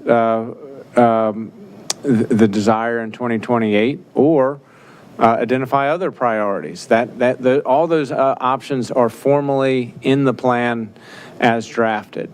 If the council wants to provide some greater clarity on that language, Councilmember Connolly has proposed or did some work to put together a motion that might provide some of that clarity, and that might be an opportunity for us to talk about that as to whether that provides the clarity that Councilmember Snyder is looking for, and that might also satisfy other city council members. Okay. Thank you. And I think it's useful to point to the exact language that you've just done in the plan. So I'd be interested in what Councilmember Connolly proposes. Thank you. Do you want to talk about that now while we're on the topic, or do we want to open? Do we have any other council comments before I open up the public hearing?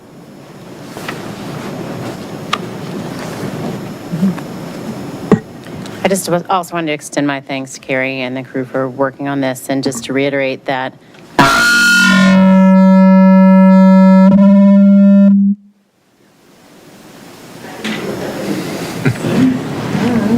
not sure what happened there. Just to reiterate that having supported the school's approach to safe routes to school for several decades now, I'm just really excited to see this moving forward, although I don't think we're rushing anything. There's still many things to decide, many groups to talk to about how to make that last connection across to Haycock, but I'm really excited that this is that we have an opportunity to move this forward, and agree with everybody's statements that we, of course, want to continue to get feedback in the out years, and I like that we have a process in place that defines how we will do that and what those options may be. Because I think when people talk about a bike plan, they assume dedicated bike lanes, and that is the only option, and that's not the case. So just I'm glad to have an opportunity to reiterate that some of the other options are also would be considered in 28 through 2030. Thank you. Yeah, I would just piggyback on that to say thank you. I read through all the public comment because I hadn't been on city council yet, and I was just very impressed with the amount of engagement and correspondence you had with so many citizens. So thank you for your work on this, and I would echo what everyone said. I think we may not all be here at FY 2028, and so I think to make sure that at that time there is another robust that citizens are engaged, and maybe it is something that we need to lay out some very specific steps of how that's going to happen in 2028, so that we make sure that citizens are engaged of those next steps. But thank you again for your good work on this. Great. So with that, let's open up the public hearing. Thank you for being patient through 3 hours of the meeting so far. So we welcome your public comment on this item. Yes, first we have Marianne Rawls.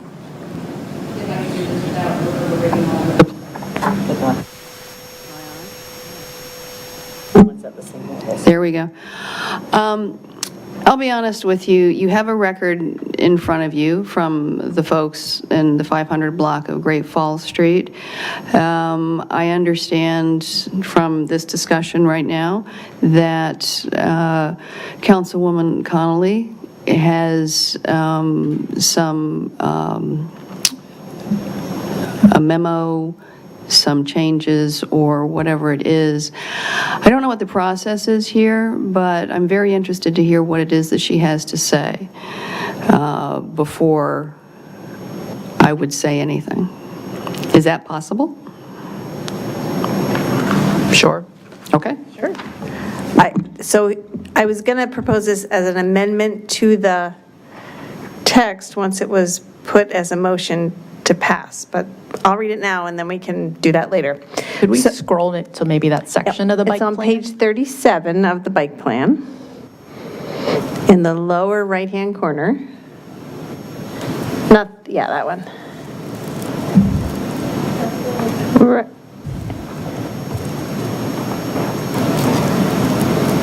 And where it says priority routes FY 2028 through FY 2030. And we would change the wording of the first paragraph to say, the next routes slated for future consideration, among others, are listed alphabetically. Number 1, East Broad Street, 2, Great Falls Street, and 3, Park Avenue, between Virginia Avenue and Northwest Street. The list of future priority routes will be reevaluated in the FY 2028 timeframe to determine current priorities. So that's the first paragraph. In the second paragraph, we discuss the public engagement, and it will remain almost the same until the very end. It says project design and implementation will follow a similar set of steps to the FY 25-27 routes, including an opportunity for public input, alternative analysis, selection of a locally preferred alternative, final design and implementation. And then the next changes are to the last sentence, and it would say public engagement will include direct outreach to the neighborhood and will include neighborhood meetings and walks in the design process for those routes that the city decides to pursue at that time. This public engagement will form the basis for future implementation. And the term Mr. Shields told me for this is called de novo, that we're starting from new. But this will be the basis for implementation. Any previous plans that we discussed currently will be not there. So that's what I'll propose as an official amendment later. Would you like to come back up?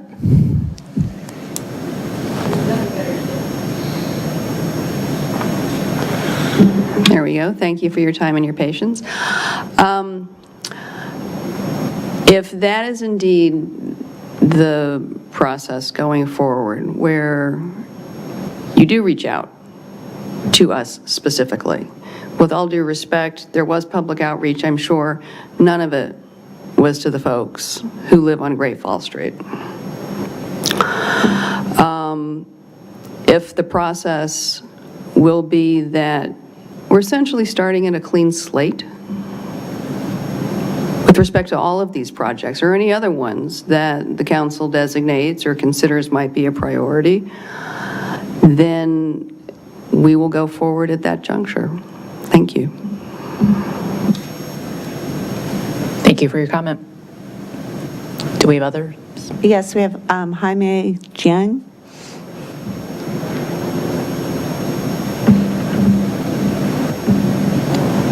Hello, I'm at 511 Great Falls, which is right next to Lincoln Park, and it's that's where like the cusp where it's like hard to turn, and then this junction with Detroit Street. There's like 3 different streets merging to Great Falls. Then my house is like right at the junction, and then I second what Marian said.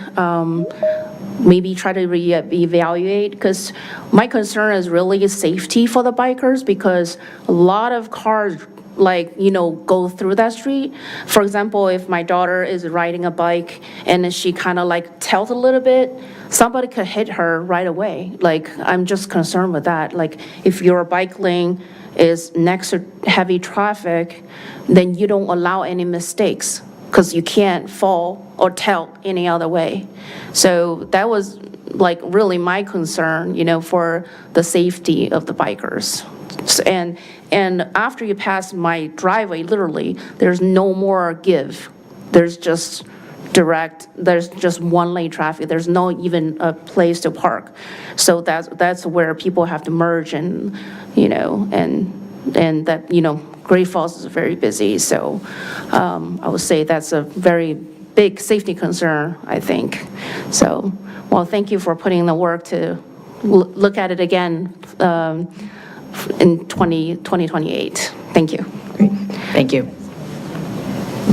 So, Jaime, one of the things that you just showed us is that the people who live on the street are often experts about what happens on the street, things that nobody else would ever know because we drive through, we ride our bike, or we walk around, but you live there and you see it a lot. And that's why all of us think it's really important that as we go forward with all of this plan, the community neighborhood input is very important, as well as the input from the people who are transiting through and people from nearby blocks. So we will continue to gather all that information and incorporate it. So thanks for coming tonight, and thank you for being involved in 2028 as well.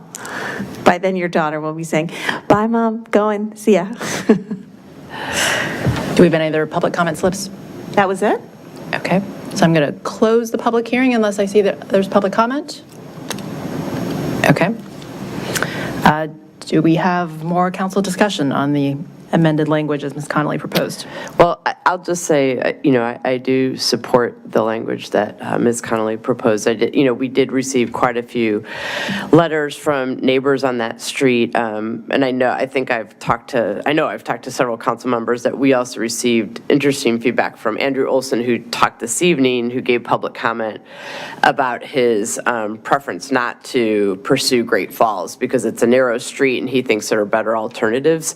So I think it's good that we're going to, table this. I think Ms. Rawls, she talked about clean slate. It will be a clean slate because it's not going to be the same exact city council. I'm sure it won't be. So, I think there'll be different city council people involved. So it will be a clean slate when this comes back up before the council. So I think that we'll have that discussion, and it'll be interesting to see at that point, a couple years from now, if traffic patterns have changed and what have you. So anyway, I do support this, Ms. Connolly, and thank you for your leadership on this. Other comments? Mr. Snyder. Thank you. It sounds like a good approach. Thank you. Regarding the Birch Street issue and the eminent domain issue there, could I have the city manager talk about what the process is moving forward on that part of the plan? Yeah, so the idea is that we would do some first sort of conceptual plans on where a path could go, and then sit down with the HOAs on both sides, including the gates and Falls Plaza, discuss these at a conceptual level with a little bit better information than we have so far, and then proceed from there. So that's, I wasn't at the last meeting with the HOAs, but my understanding is that was sort of the key next step that we would do with the HOAs. Ms. Odinino, is that correct? With respect to condemnation, that is not contemplated in this context. I do want to, Ms. Odinino has already stated that, but I want her to affirm that as well. That's not part of the city's planning for the bike facilities that might connect Birch Street over to Meridian directly. Okay, that's very important to make that statement. I don't know whether that should be inserted in the plan or in the motion, but I think that should be made as solid as possible. Other questions? Maybe the maker of the motion, I assume there will be a motion to approve the plan with the additional language proposed by Councilmember Connolly. Perhaps the maker of that motion might also indicate that it is not, Wyatt, to use your exact words, condemnation is not part of the city's plan. Thank you. Other questions or comments? I guess reflecting on the past year, I had kind of two ahas because I feel like we've gotten a lot of feedback along the lines of what we've heard from Great Falls. So the first thing I think that while we've talked about the process for kind of 2020 and beyond, I want to make sure that even for people who live on Northwest, Southwest, and the secondary routes, the same process needs to happen. Anything that's been talked about has been conceptual only, and so that detailed neighborhood level design work still has to come. So I want to assure anyone else who may be paying attention that for even those 3 routes that are next in the priority list, that work will still happen, that engagement will still happen. You still have an opportunity to share your perspective on what the needs of those specific streets are. So that's kind of the first aha, because I know that we're talking a lot about Great Falls, and that's several years away, but I want to assure the people in the near term that that will happen. I think the second is we often confuse the term bike infrastructure. We assume bike infrastructure automatically means dedicated bike lane. There are other forms of bike infrastructure. So we have Sharrows currently on Park Avenue. That may be an acceptable solution on some of the routes identified, depending on the conditions of the street, how often users are using that. So I don't want people assuming that a dedicated bike lane, which obviously may not fit in certain street widths and certain geometries. That's the only solution. We could do a shared use path, expand the sidewalks. There are other solutions that might work better for that neighborhood.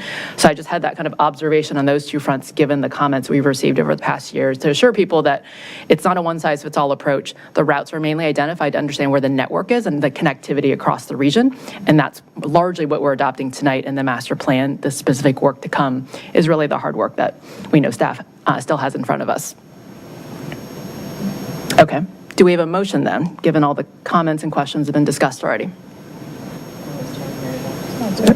So I move to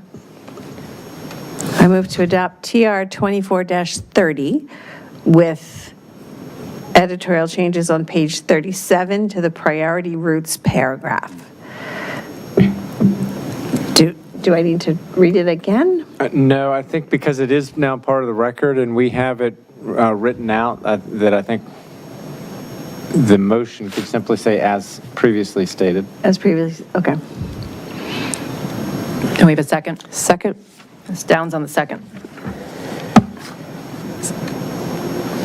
May I ask a clarifying question? Was that including the addition by Mr. Snyder? I can make a motion on that. Do we need to vote on this? And Can then we I do can it all in one thing so we don't have? Sure. So I'll have my motion say what I previously said, and I have the language from Mr. Snyder, which is would that go on this, also on page 37 on priority routes FY 25 to 27? So adding that statement there. Right, there's a description of the east-west pedestrian and bicycle connection between W&OD Trail and the secondary school campus. So if we could add within that paragraph that condemnation is not considered, the city is not considering condemnation of land? What I wrote down was condemnation is not part of the city's plan. Yes. That could go right in there, right? Ms. Odonino? In that section, Mr. Shields, does that make sense?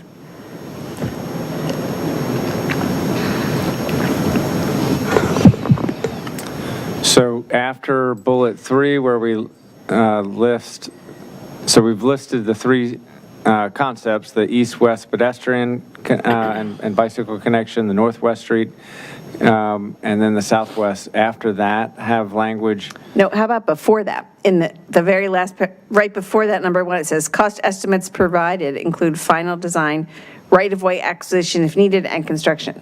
And then, and have in parentheses in that sentence that say, the use of eminent domain is not contemplated in this plan. Yes. That would be great. So that's duly noted. If that's the motion, we have a good record of that, and we can faithfully put that into the plan. Do we need a new second? Second. Yes. Flynn on the new second. Madam Clerk? Second. Oh, that's the third, but All right, all we're in ready to agreement call the here. vote then? Yes, Madam please. Mayor? Okay. Ms. Conley? Yes. Ms. Downs? Yes. Ms. Flynn? Yes. Ms. Shantz Hiscott? Yes. Mr. Snyder? Yes. Ms. Underhill?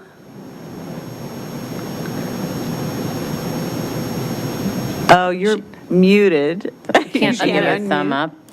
She's given a thumbs up. Is that acceptable? She's having audio trouble, so I'll defer to the city attorney and city clerk, but my message from her via text is yes, and the thumb says yes for positive vote. I know. Council Yeah. Member Underhill, are you able to make a phone call that we can have in the room? I want her to vote. Can she she call call the mayor? Call proxy? Cindy. Here, I'm going to call her. Ms. Mester and put it on the mic? Yes, please. That'd be great. I wasn't on.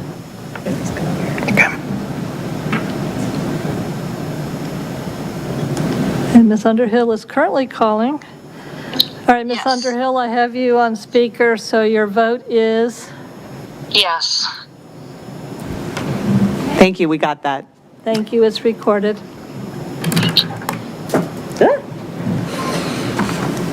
And Mayor Hardy. Yes. Motion carries 7-0. Thank you, council. Congrats, Ms. Odiniano, thank you. I think that's it for the actual business on the agenda before we move to the work session. Do we want to take a quick break for 5 minutes, or we want to keep plowing on? How do people feel? Keep rocking on. Keep going? Keep going. Staff okay with that? Okay. Well, we're ready for you, Mr. Trainer, then.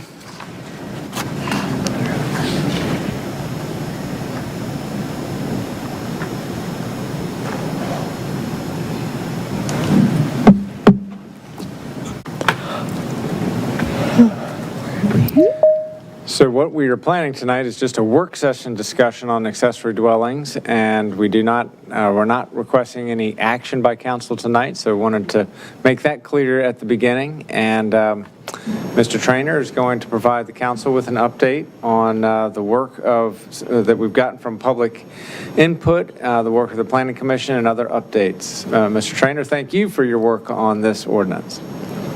Sure. Thank you, Mr. Shields. Good evening, Mayor Hardy, members of council. Yes, tonight's a work session on accessory dwellings. So council is requested to hold that work session on the proposed amendments it gave first reading to during its November 25th, 2024 meeting. Council's also requested to review and provide some feedback on the future meetings schedule, which I'll conclude my presentation with. I'm going to go over several kind of updates that have happened to the proposal since that first reading and some additional updates to this staff report. We've kind of beefed it up with a lot more data and research behind the proposal in front of you tonight, again, for the work session. So bear with me. It'll get a little technical, but I'll try to keep everyone awake. So beginning with the background section, I'm going to go over to line 56 and talk about some of those updates to the proposal since the first reading. We've included a kind of amended definition to the accessory dwelling definition that now includes the intended use as a living area and the physical contents of at least one bathroom and one bedroom.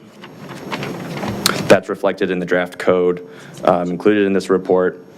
Also included is a proposed occupancy maximum of a maximum of 3 people living in the accessory dwelling, which I'll talk a little bit more about in a minute. Also included is a proposal for windows in the detached accessory dwelling facing neighboring lots above 1 story to be set back at least 10 feet from the property line. This is something that was included in previous iterations of the proposal. Was taken out for flexibility considerations, but we received a lot of public comment around this in the meetings, and so was brought back for consideration. And then lastly, a kind of modified phrasing in the draft code, clarifying that structural additions to existing non-conforming buildings that convert to an accessory dwelling would not be prohibited to expand their footprint. So they'd still be allowed to convert to an accessory dwelling with a special use permit, but if they're non-conforming with respect to setbacks, so say they're setback at what a garage or whatever it was built to be, but doesn't meet the setback requirements for an accessory dwelling, that would not be allowed to expand its footprint. Moving to line 64, some additional questions and discussions that have been raised since first reading. We've held, I think, at least 6 or 7 meetings, I think, since November's first reading, 2 open house meetings, several planning commission work sessions, and a Economic Development Authority work session as well. So this table on line 67 captures some of the kind of discussions and additional questions raised during those meetings. That includes review of the industry standard sizes for accessory dwellings. I'll touch on that in a little bit or flag that, but that's been, some of that data has been included in this report. Consideration for substandard lots and analysis of how substandard lots are treated today with respect to single-family homes and other accessory buildings, and how the proposal kind of fits into those existing regulations for substandard lots is included in this staff report, as well as what's called a bulk plane analysis for proposed amendments, or really looking at the setback to height ratio of buildings that exist today in our residential districts in R1A and R1B, and again looking at how the current proposal kind of slots into those that current kind of regulatory environment. And a couple questions on parking. Would parking be allowed in the front yard in non-designated parking spots in the front yard? The answer is no. The zoning ordinance prohibits parking basically in non-parking designated areas. And how will parking be addressed if existing off-street parking spaces are eliminated as a result of an accessory dwelling's construction? Single-family homes are required to have at least one off-street parking space at all times, and so in order to remain compliant, even if that parking space is eliminated as a result of the AD's construction, that single parking space would be required to be replenished.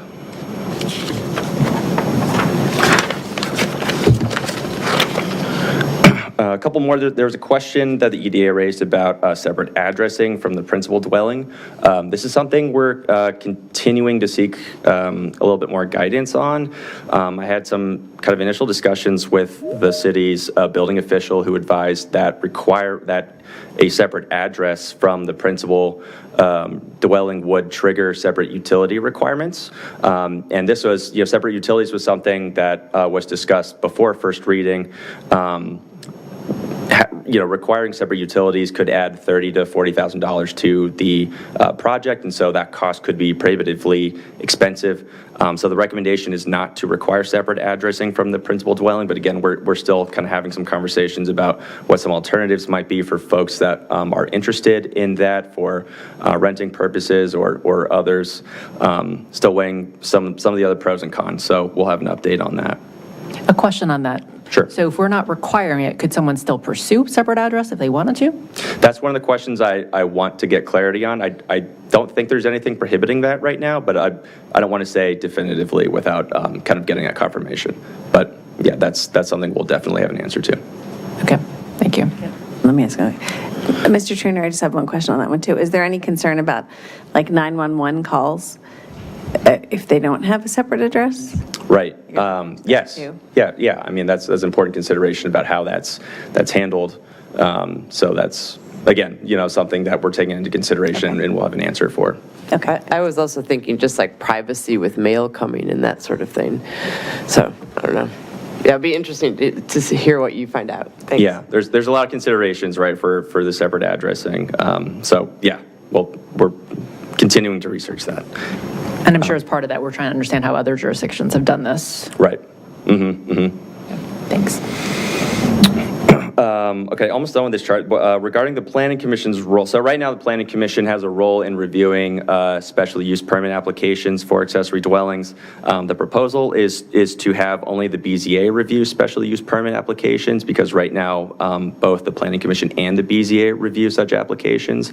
And so to help kind of streamline applicants and have a kind of clear set of criteria for assessing that, the proposal is again to have only the BZA review the special use permit applications for accessory dwellings only. Owner occupancy requirements is something obviously that's been discussed a lot. This is continuing to be under research by staff, and you know, again, is something we'll provide updates for as soon as we can. Affordable housing considerations. There's no you know, formal affordable housing programming related to this scope, but it's certainly, you know, something if council is interested, staff can make recommendations for perhaps a future update in how affordable housing might be incorporated into accessory dwellings.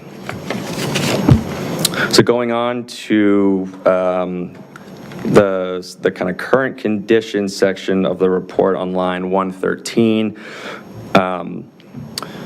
Staff you know, has identified 31 existing improvements that you know, kind of closely resemble accessory dwellings. These are detached accessory buildings that come really close to meeting the accessory dwelling definition, but fall just short. So it's sort of our best examples of the kind of form and size and you know, fiscal considerations that exist today that we can look at in making you know, recommendations for a formalized permitted accessory dwellings if an update is passed for detached accessory dwellings. And so we took these 31 examples and we looked at their sizes and we looked at their characteristics, and I'll reference these kind of 31 structures a couple times because again, they're important for a couple different considerations. But here, we looked at their size. We found that the average floor area was 560 square feet.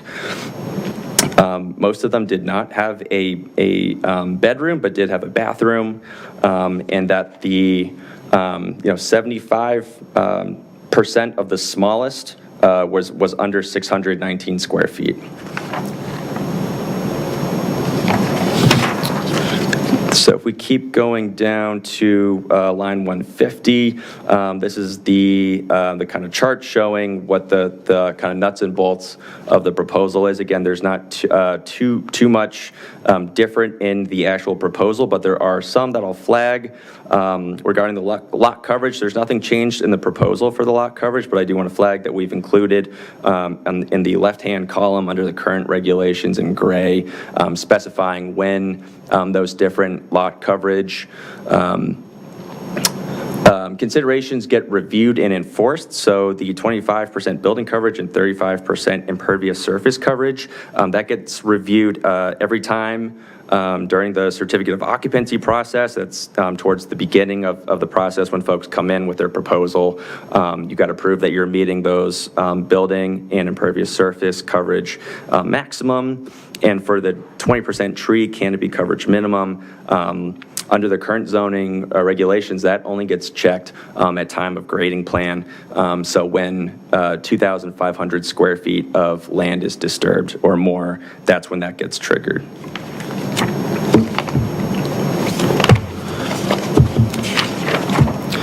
And I'm going to keep going down. If I think 2 pages, yeah, to the occupancy limits. There we go.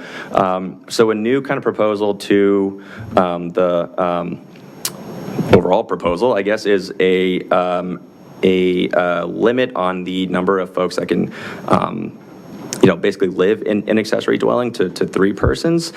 This is due to a couple considerations. I guess, primarily that the zoning ordinance defines, one family in our zoning ordinance as being up to 8 persons not related by blood, marriage, or adoption living together as a single housekeeping unit. An accessory dwelling, again, being subordinate in size and consideration to the principal dwelling may not be suitable or safe for 8 people to inhabit together. And so to kind of reinforce that subordinate status, but, also to remain flexible and as a, viable living option for smaller households, that's where that 3-person limit proposal comes from.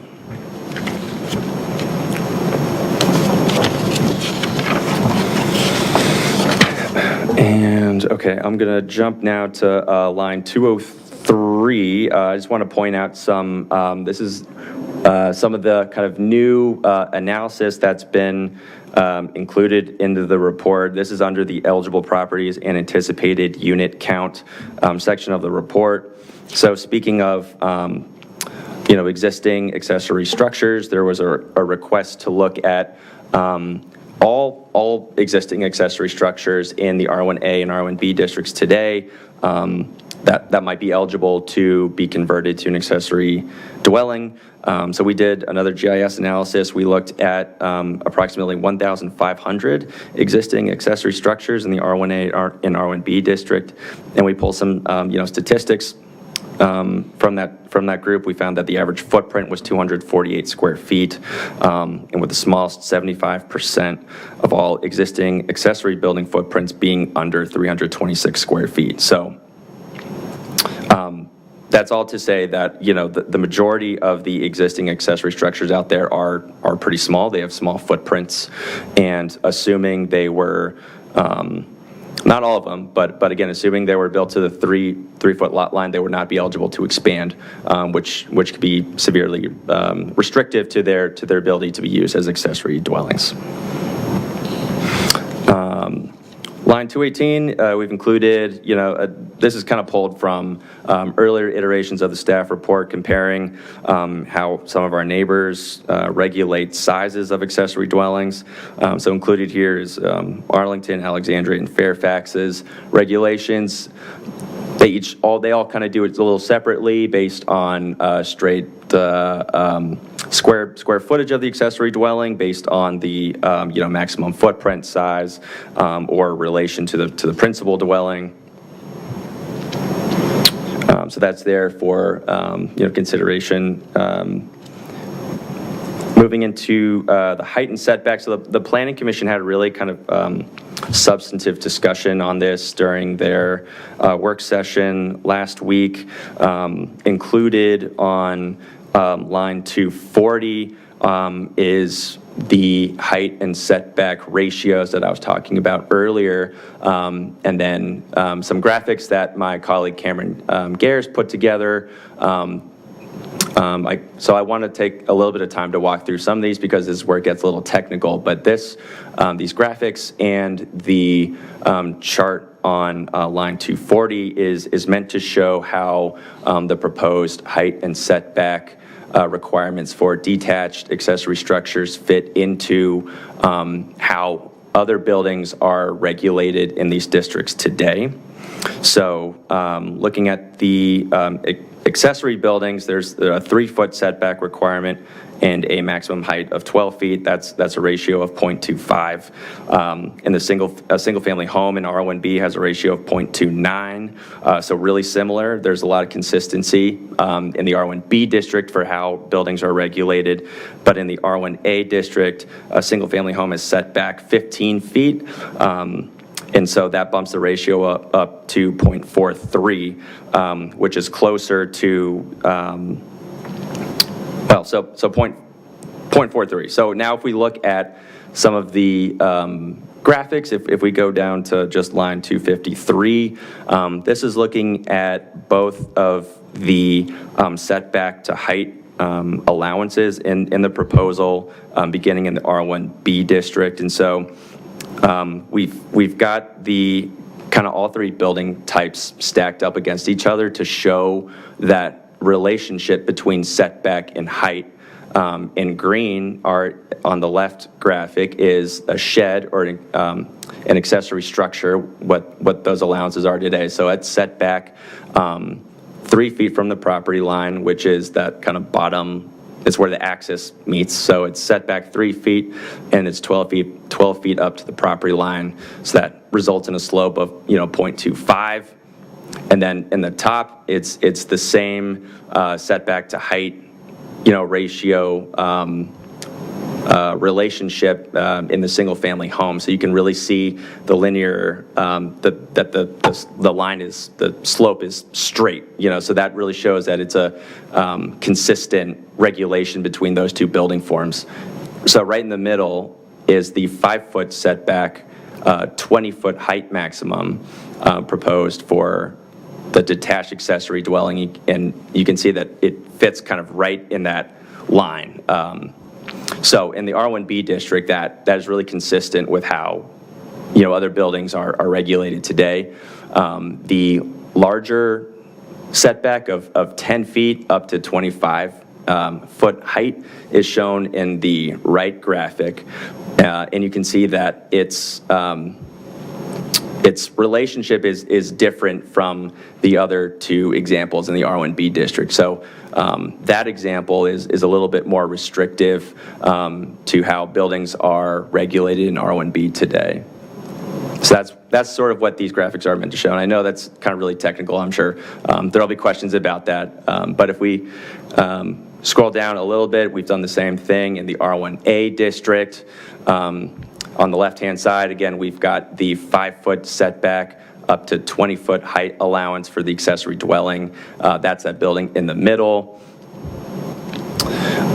And then on the right-hand side, we've got, again, the 10-foot setback up to the 25-foot height allowance. And you can see that slope relationship is more consistent in the R1A district than in the R1B district because it gets closer to that 15-foot setback, 35-foot height allowance that a single-family home is regulated at in the R1A district. So, in terms of policy, allowing both setback to height ratios would offer the property owner some more flexibility.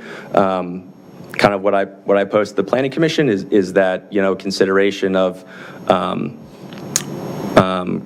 assigning one set of height to setback in one district, would still retain some flexibility while also perhaps, aligning with the regulations a little bit closely. So just food for thought there. Sorry, Jack, go ahead. I was just, so can I just ask about this? So Sure. Is the point, where the lines, let's say on the R1B, the first page on the left-hand side, where the slopes are generally the same. Right. Is the point that the orange, AD, generally for it to be in alignment, like, is the roof supposed to be to the right of the slope? Like for the consistency piece of it. I'm just trying to understand, like, in looking at the slopes, if you're saying the slopes, the proportionality or whatever it is between the buildings on the lot with the height to the setback, is it generally that in the depiction that the buildings, like that roof line where the circle hits the midpoint, is generally on the edge of the roof line and not like sitting on the roof? So, yeah, well, the point is that the slopes basically all look like they're aligned, like they look like they all have the same slope, but in fact they're 3 different slopes. And so because they all look like they're aligned, that kind of shows that they're being regulated kind of uniformly across the same way in terms of height to setback ratio. Whereas if you look on the second graphic, you still have 3 slopes, and the slopes for the accessory building and the single-family home again look like one line, but because the setback is greater for a 25-foot height allowance, the slope is different, right? So and in this instance, it's more restrictive because the height allowance compared to the setback requirement is greater in this instance, in this district, compared to how other buildings are regulated in that. Jack, sorry to interrupt. Go ahead, finish. That's it. Oh, I'm a math person more than a picture person. Could we go to the ratio chart? Because that, for Sure. me, made a lot more sense than looking at the colors. And also, our screens are all green up here, so Oh, no. everything looks green. Okay. So that might be part of the confusion. I'm looking at the paper. Oh, okay.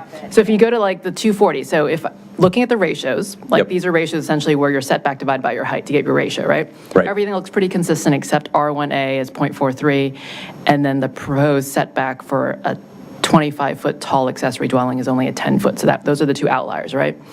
So if I use the numbers, what it says is that if we want, R1B looks pretty good, the setbacks as proposed. It's consistent. Consistent with what you can already build by right for a single-family home and what you can build by right as an accessory structure, like a shed or garage. Correct. Is that the first accurate conclusion? That's correct, yes. Okay. If we wanted the accessory dwelling setback to conform to that same ratio, to get that 0.4 ratio closer to the 0.2 somethings, you would actually decrease your setback to like a 7, my math. 7 divided by 25 would get you a 0.28. That's right, 6 to 7, yeah. So if anything, you're telling us that if we want to be consistent with what people can build already, you would actually drop the setback down to 7 feet to go up to a 25-foot tall accessory dwelling, correct? Depending on how tall you want to go, yeah. Unless we wanted to increase the height it'd be to more than proportional. 25 feet, right? Right.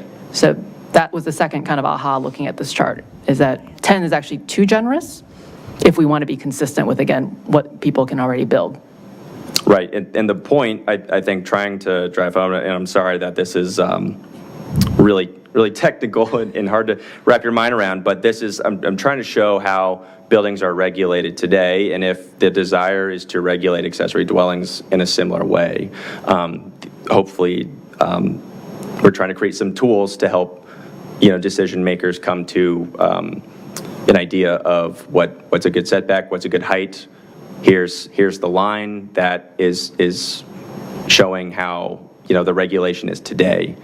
So what might make the most sense if you want to scale down the height? What's the corresponding setback?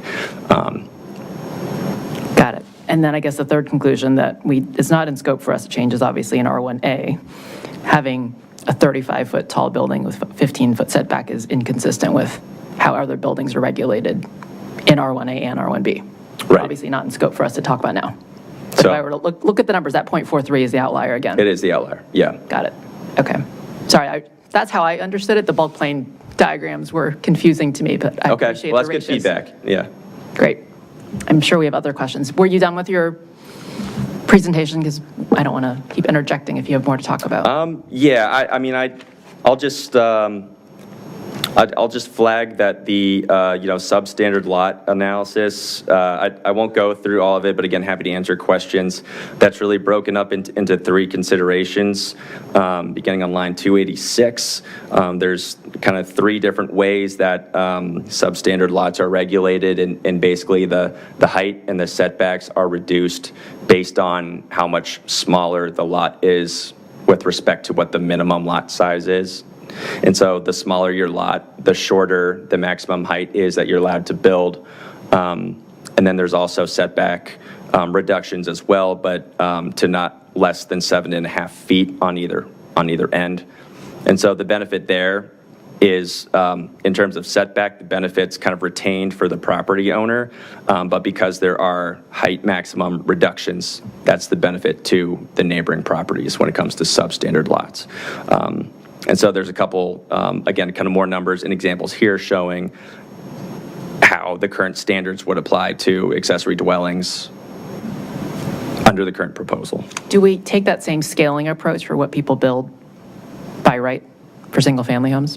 Yes, so this is how single-family homes are regulated on substandard lots. And so it is Scale taking the everything same- down. So if you're substandard by, you're just not as wide, then we scale you down for the single-family home you could build as well. Right.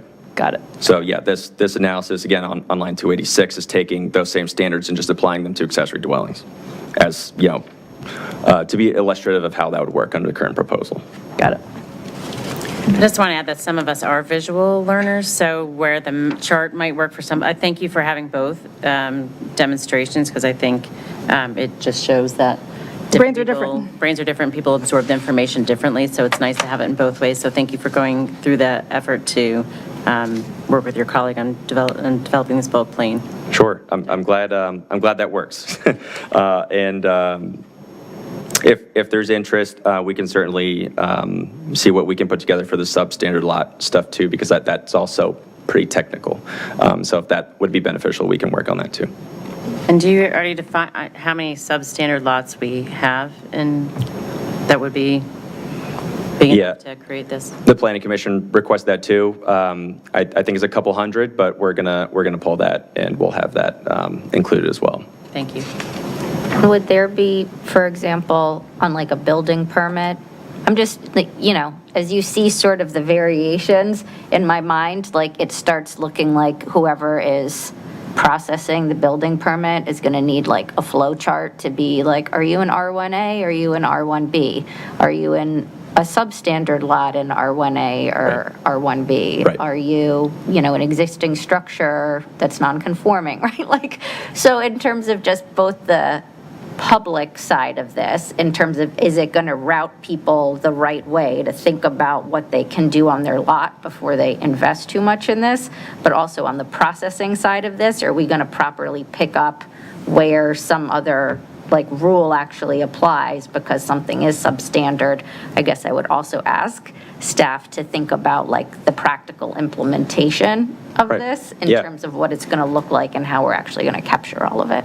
Yeah. So, I mean, the more variability in the proposal, right, we're a small shop zoning, I think, is two people, really. We have a zoning administrator and we have a deputy zoning administrator. And so we have two people doing the zoning checks. And so the more variability makes enforcement difficult.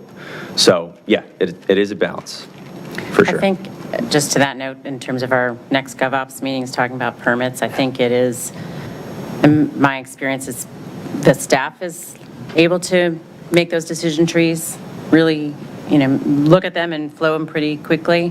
But I do think that our external facing for all permits could use, you know, so not just ADs, but if you're building a single family home, you have the same, you know, similar decision tree points that I'd like to see us continue to make improvements on the outward facing. So just plug for that also. Noted. Okay, just really quickly, we've since council has last had a work session, we've also updated the fiscal impact.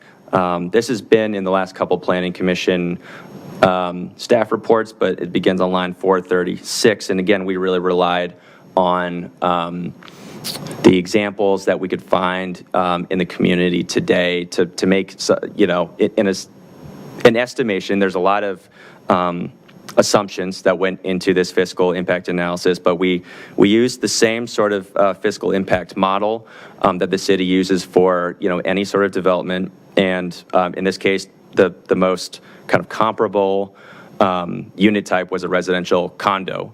And so we took sort of all the inputs and assumptions for that model, and we ran them against those 31 improvements that most closely resembled a detached accessory dwelling in the community today, again, which included 0 bedrooms and 1 bedroom. We took the average finished floor area of both to kind of get a grounded sense of what that unit type might result. And so that chart is included on line 458. And so that, you know, that shows that the sort of relationship to size and, you know, bedroom count to the fiscal return. So that's, you know, that's been requested from council and planning commission. And so I know that the city council hasn't seen this again since November. So that's there for consideration. And then lastly, I just want to go to the public meeting schedule. If we could actually go down a little bit. So, right, so January 27th is tonight. The Planning Commission has their final work session is scheduled for February 19th, with their public hearing scheduled March 5th. Right now, the City Council has its final work session scheduled for March 10th. And originally, or the last several meetings, we have been thinking about City Council final consideration being March 24th. The motion included in first reading actually had its final consideration date is April 7th. I think there's a little, that's actually a work session, and so the recommendation here is to actually bump that final consideration date to the following week, April 14th, which is another regular meeting. And, would keep generally the same schedule. So I'll end it there. Thank you, Mayor. Great. Thank you for that recap and your continued work on this. I know we've been peppering Jack with some questions, but let's open up for questions and comments. Ms. Downs?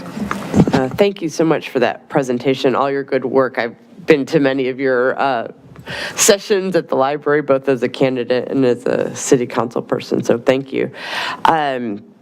Couple quick questions. One, and I'm sorry if this was covered somewhere and I missed it, but is the basement covered in square footage? So if someone builds a basement, that's part of the square footage? It would be if it's finished, yeah. Okay, if it's area, finished. yeah. Okay, so if it's just like a store unfinished, it would not? Right. Okay, and then same with an attic?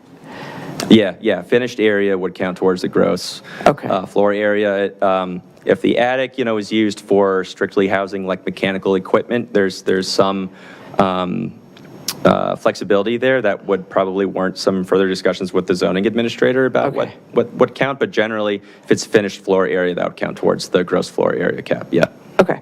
I was curious, has there been in any of the surrounding jurisdictions or here, is there any sort of restriction on building a detached ADU on the side of the primary house instead of the back?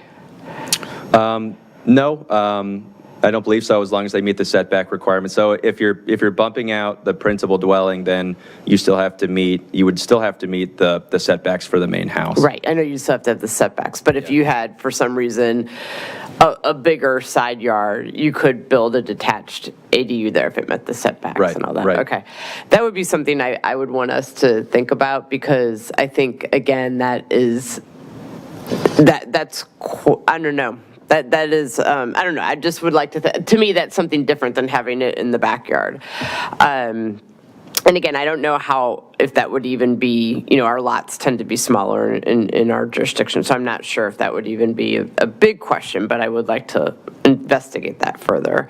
A couple other questions. I noticed you were talking about the current I guess, non-official ADUs that are in the city.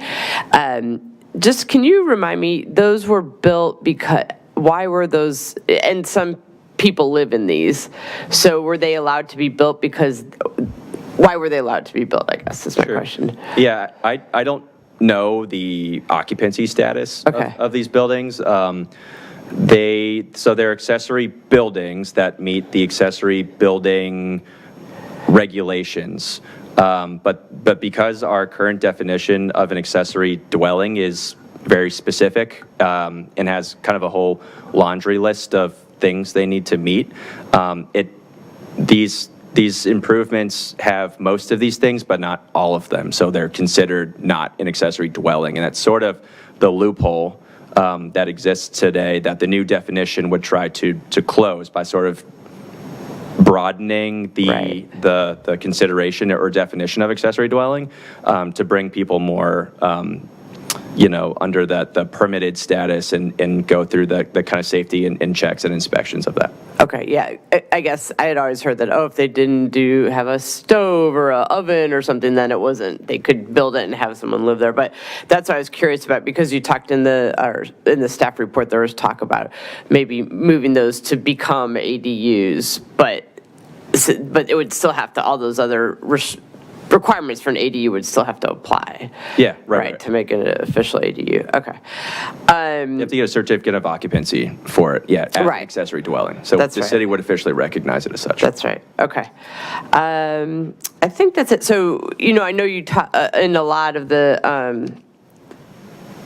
when you talk about building height, so generally 25 feet is generally 2 stories. Is that right? That's right. Okay.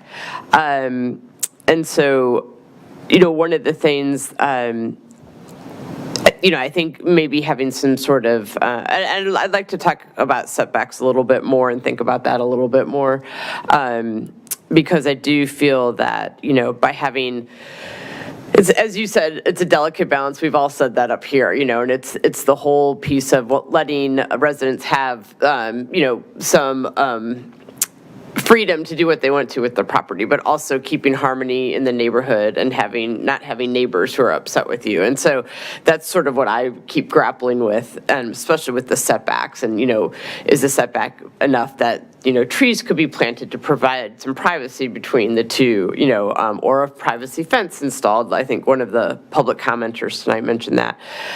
So that's something I still am a little bit grappling with is the setback piece. To me, I'm still on the fence about that 5-foot setback. So, but thank you very much for your presentation. You've done a great job, and especially you've done a terrific job engaging with the public at the public session. So thank you very much. Thank you.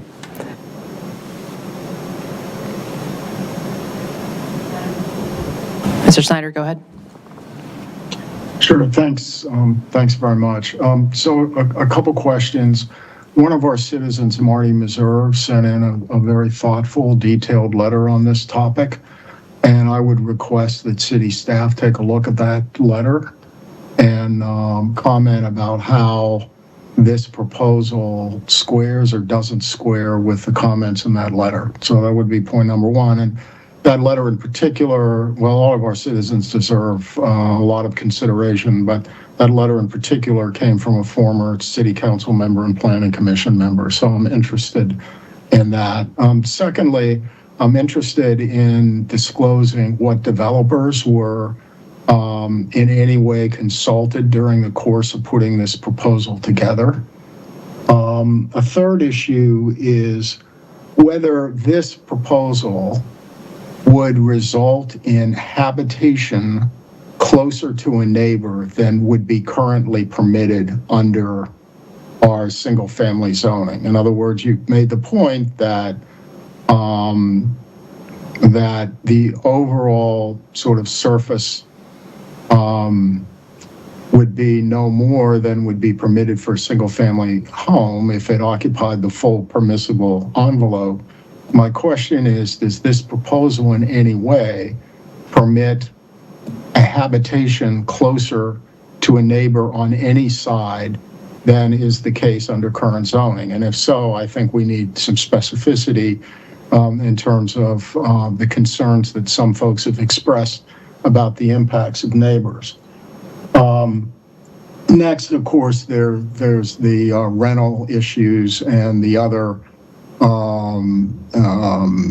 sort of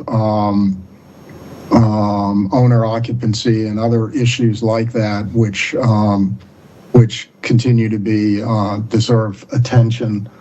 So let me segue very briefly into the state legislative development this morning, because I was there and actually testified. So just for background, folks, and Cindy was involved as well in preparing our comments. But so what occurred this morning was a apparent compromise between a permissive accessory dwelling unit proposal by Senator Stanley and Senator Salim's proposal, which would have mandated that jurisdictions would have to provide for this. So Senator Salim's bill was amended into the permissive bill, and I testified in favor of the permissive approach, and that there is interest in our city and that we're working through details of our own proposals. So wanted folks to stay up to the current development, and that in turn was reported out of the committee by a very substantial vote. I think only 2 or 3 dissents. So I wanted folks to realize that that's a moving element to this discussion that continues to move. And today was, yes, one movement, but I think a significant one. So I think folks want to want more of a briefing on that as we go forward. So I think those are the principal issues. I think Councilmember Downs laid it out right about what she's thinking about and sort of some of the balancing that she's thinking about. And I'm involved in the same process. And I'm certainly sensitive to the possibility of allowing greater family occupancy that might not otherwise be possible. The family member that might not otherwise be able to live with other family members. But when you get beyond that, I do think there's a danger of allowing the creation of value that in turn would be potentially harmful to neighbors. So I just want to continue to explore that, but as an indication of my own personal support for the concept of accessory dwelling units, I think what I said this morning speaks for itself on that. But I do think we have to be careful about that. I think the impervious surface issue, I think, is dealt with pretty well here. I think there are parking issues that are still out there. So anyway, I just wanted to lay out a few points for further discussion. Thank you. Thank you. Other questions or comments? Ms. Connolly? Mr. Trainer, thank you for all your work on this, and it was great to read your report and see the comments from the open houses at the library reflected in there. And I have a couple others, and one is about the square footage of the house. This came up at one of the library meetings. So if our goal is to incentivize allowing people to keep their small houses, if they live in a 1,000 square foot Cape Cod built in the 1940s, then we're telling them that their house has to be 50% of the main house. So they would only be able to do a 500 square foot house, even if they have a big lot. And we're trying to encourage them to keep that little house. We are telling them that their ADU has to be that much smaller. And I'm wondering if there's some kind of conditional use there where you're saying if you're keeping your original house and it has the original footprint, that the new ADU could be 75% of the main house, so that you would incentivize people to keep that old house. And I don't know if that is way too in the weeds, but that just seemed, when the person mentioned that at the library, I thought, oh yeah, that's a good point. Like, we keep saying we want them to keep the smaller houses. So just a thought. Yep. Point well taken. Yeah, I remember that comment. Yeah. And then as far as enforcing different things with short-term rentals, so in our city right now, we have some accessory units that are listed on VRBO as short-term rentals. Would they then have to follow the same existing rules, or the new rules? So if I have a little garage where I'm hosting people on Airbnb, would I have to convert it and it would become a no more than or no less than 30-day rental?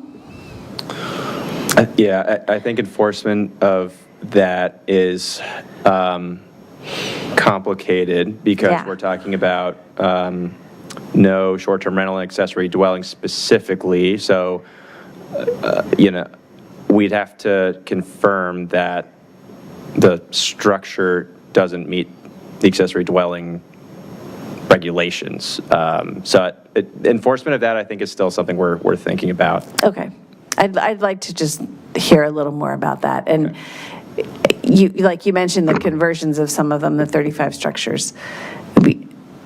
One of them's advertised on Airbnb as a come to a tiny house. And how would we regulate that?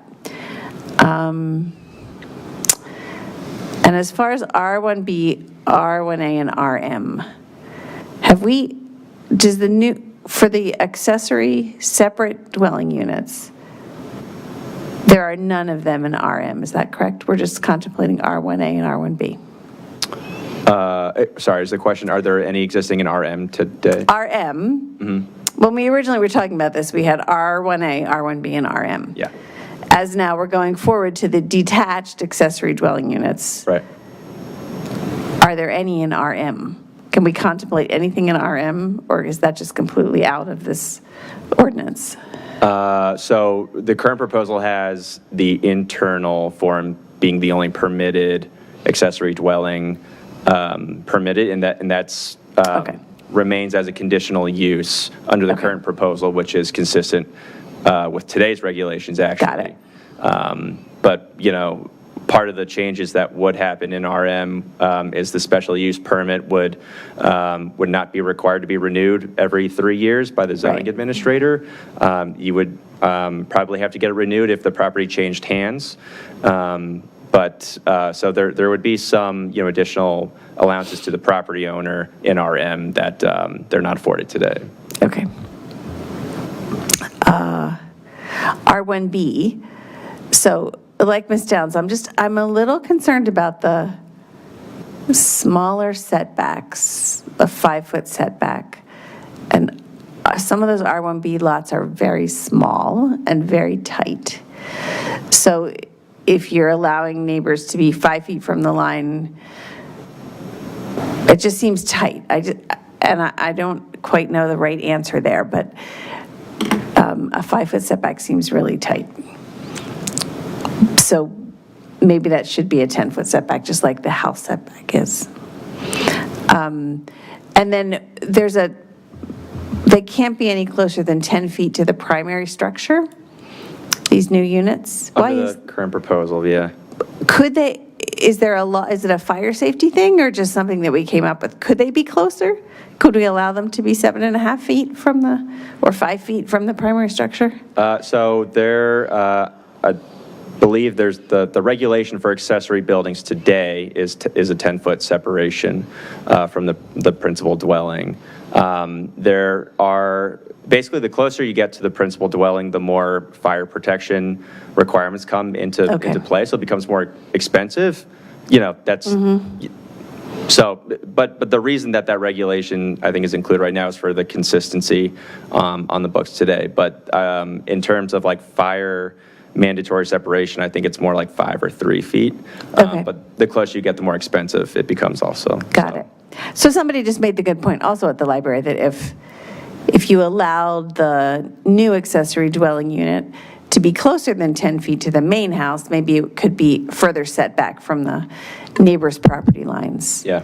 I think part of it is that in Falls Church, every single property is different and special. Yeah. Right? Like, it might look like a square flat lot, but actually it has a hill that drops off. So every property is a little bit different.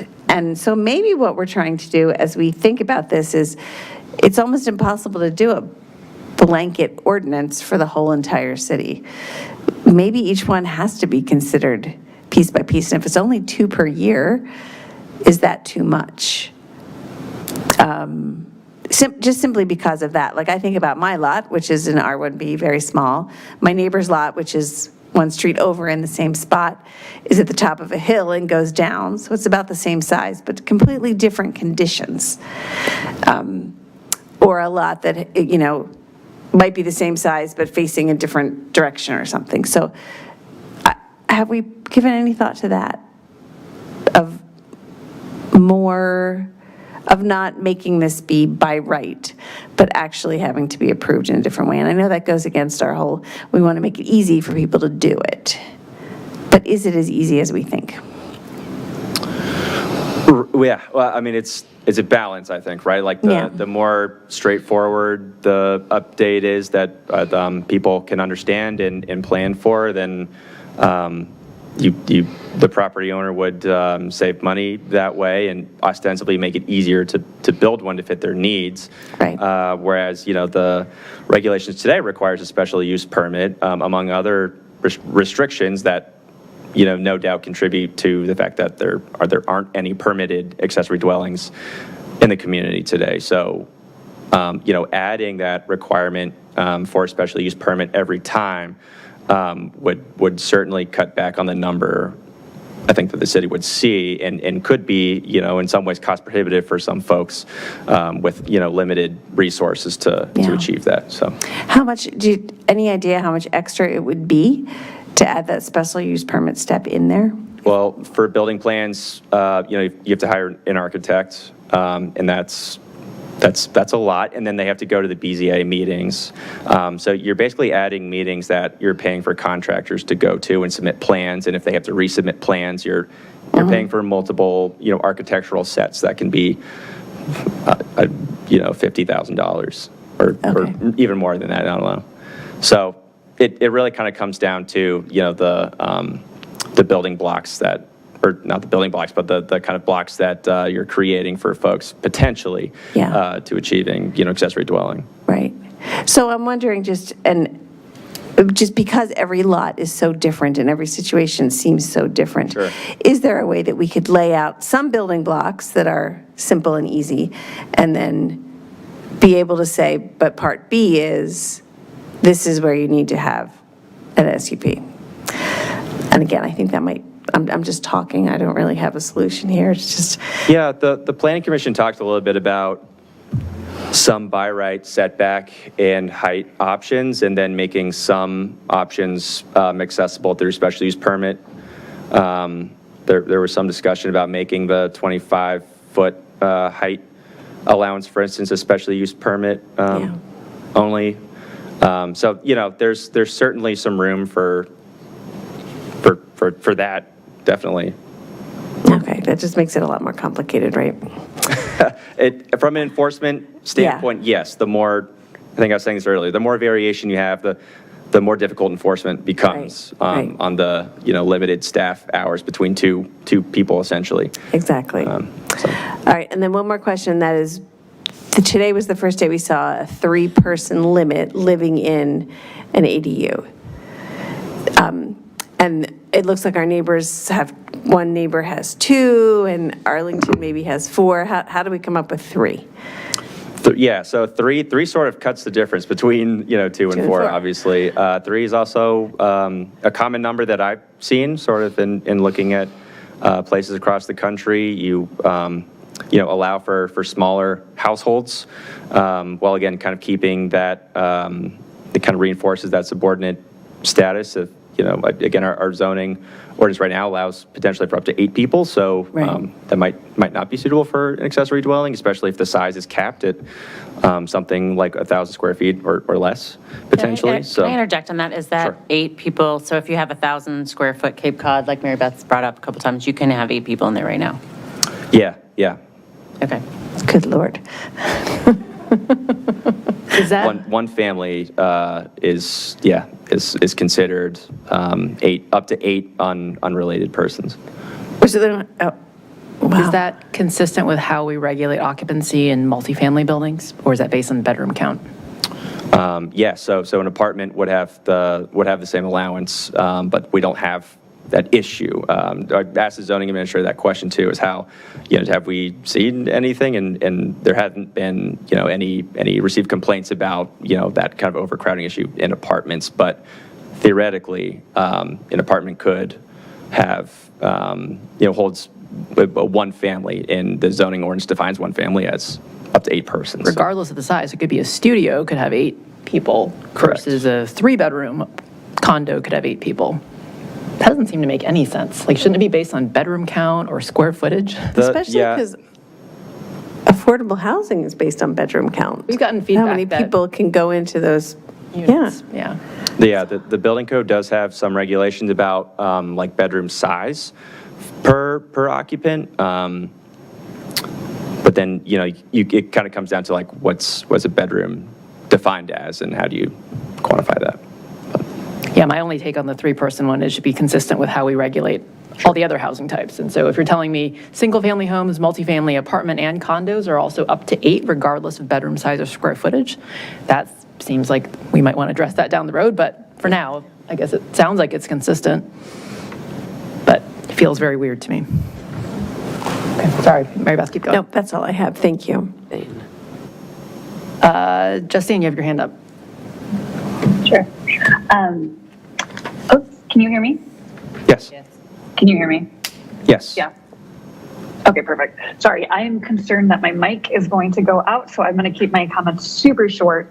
In terms of following up on what Mary Beth was saying, and also what the public comment said and what we heard at the library, the size of the AD being 50% of the primary house, as well as things like the accessory dwelling cannot be taller. I generally would prefer not to punish or put limits on, or penalize smaller houses. And so if somebody does have a smaller house, which is what came up at the library, allowing them to still have a 1,000 square foot accessory dwelling, or up to the height that they would be allowed, even if they didn't have a gigantic house. So that's one thing. The other thing is the 10-foot separation that Ms. Connolly brought up between the AD and the house. This also came up at the library. If we could remove that restriction, I would also be in favor of that, or lessen that, the amount that it has to be set back from the primary house. And that is all my comments for right now. Thank you. Thank you. Sure.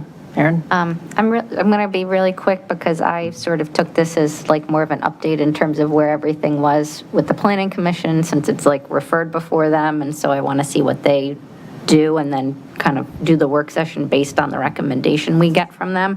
But I was interested just in sort of understanding the 20 feet versus 25 feet, and sort of just in thinking about the height, what it is that you feel like we're accomplishing in 25 feet that you can't accomplish in 20 feet, just in terms of like the 2 stories and why you would need to do 25 to the midline for something that's an AD.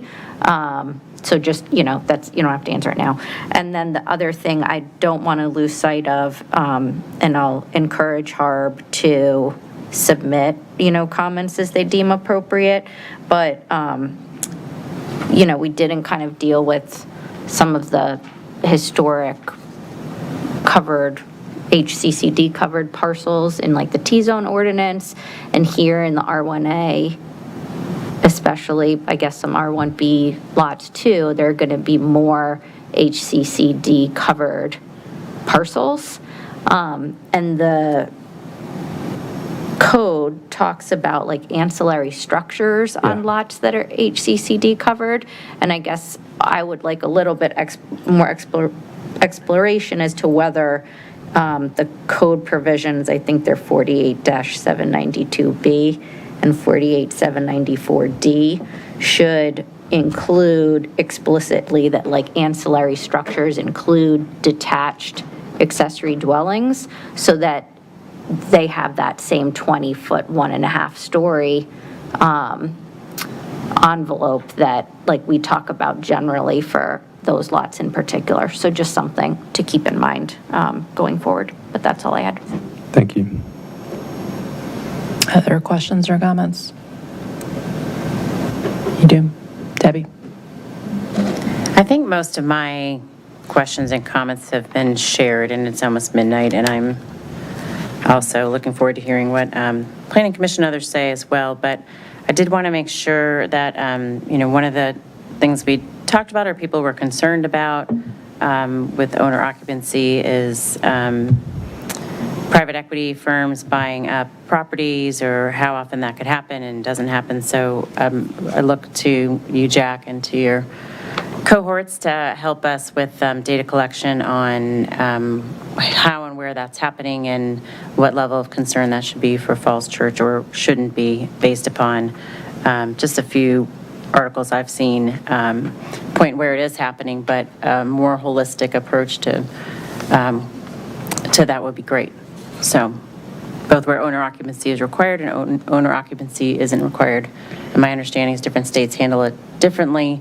So data from both of those regions, and perhaps some of those regions that have more expensive real estate, like Falls Church City, that could be comparable. So what jumps to my mind is Northern California, San Francisco. They have similar real estate prices, and they've done a lot in this area. So I don't know if they have owner occupancy required. I don't know what those requirements are in that area off the top of my head, but help in sussing those out and researching that would be fantastic moving forward, so that we're making really sound decisions on how we're treating these, meeting our policy goals of providing more housing and providing equity of housing, while thinking about the city as a whole. So I think that's all I really wanted to add tonight. Again, other than I really appreciate the visuals and the ratios on the scale of the height and size, so that you can see how it's distributed. It would look across the city based upon where current accessory structures are, what could be developed, and what houses can do. Thanks. Thank you. I think it's just me left. So I will plus one what Debbie says, that I think if we are contemplating, or before we further contemplate a decision around owner occupancy, I want to make sure it's anchored in facts and not fears. And so data around whether that's a real risk, what are we trying to prevent with an owner occupancy requirement, putting aside the legal considerations that we are getting guidance on. I think that's really important before we make a policy decision such as that. I have a few specific questions and then some general comments. We covered the 3-person owner occupancy. I will say I'm a little iffy on that, but given that it's apparently the rule for all the other types of housing we have, I guess I can live with it. Internal accessory dwellings, is that also governed by the same size as an external detached? Yeah, under the current proposal, the Planning Commission did talk about this too a little bit, and requested that for internal, that the kind of current kind of measuring stick come back, which is, I think it's either you can occupy the whole basement up to 1/3 the gross floor area of the whole home. That was going to be my comment as well, because if it's internal, it's someone's basement, why would we cap it to 1,000, right? Sure. That has really no impact to the neighborhood. So glad to see that. The question that was raised on whether we want to add any sort of SUP or special approval, I do think that that is a really tricky area. So anything that really adds cost and process will just make these prohibitive. And so I would caution us from doing that. Frankly, all of our lots are unique. I do think that the building coverage and impervious coverage as a percentage helps govern that, right? So you're never going to get something that's going to max out your 25 and 35%. So that does take care of the fact that you have some small lots. You really can't build a bigger ADU because you'll hit up against those two limits already. So that kind of protects against the uniqueness of all the lots.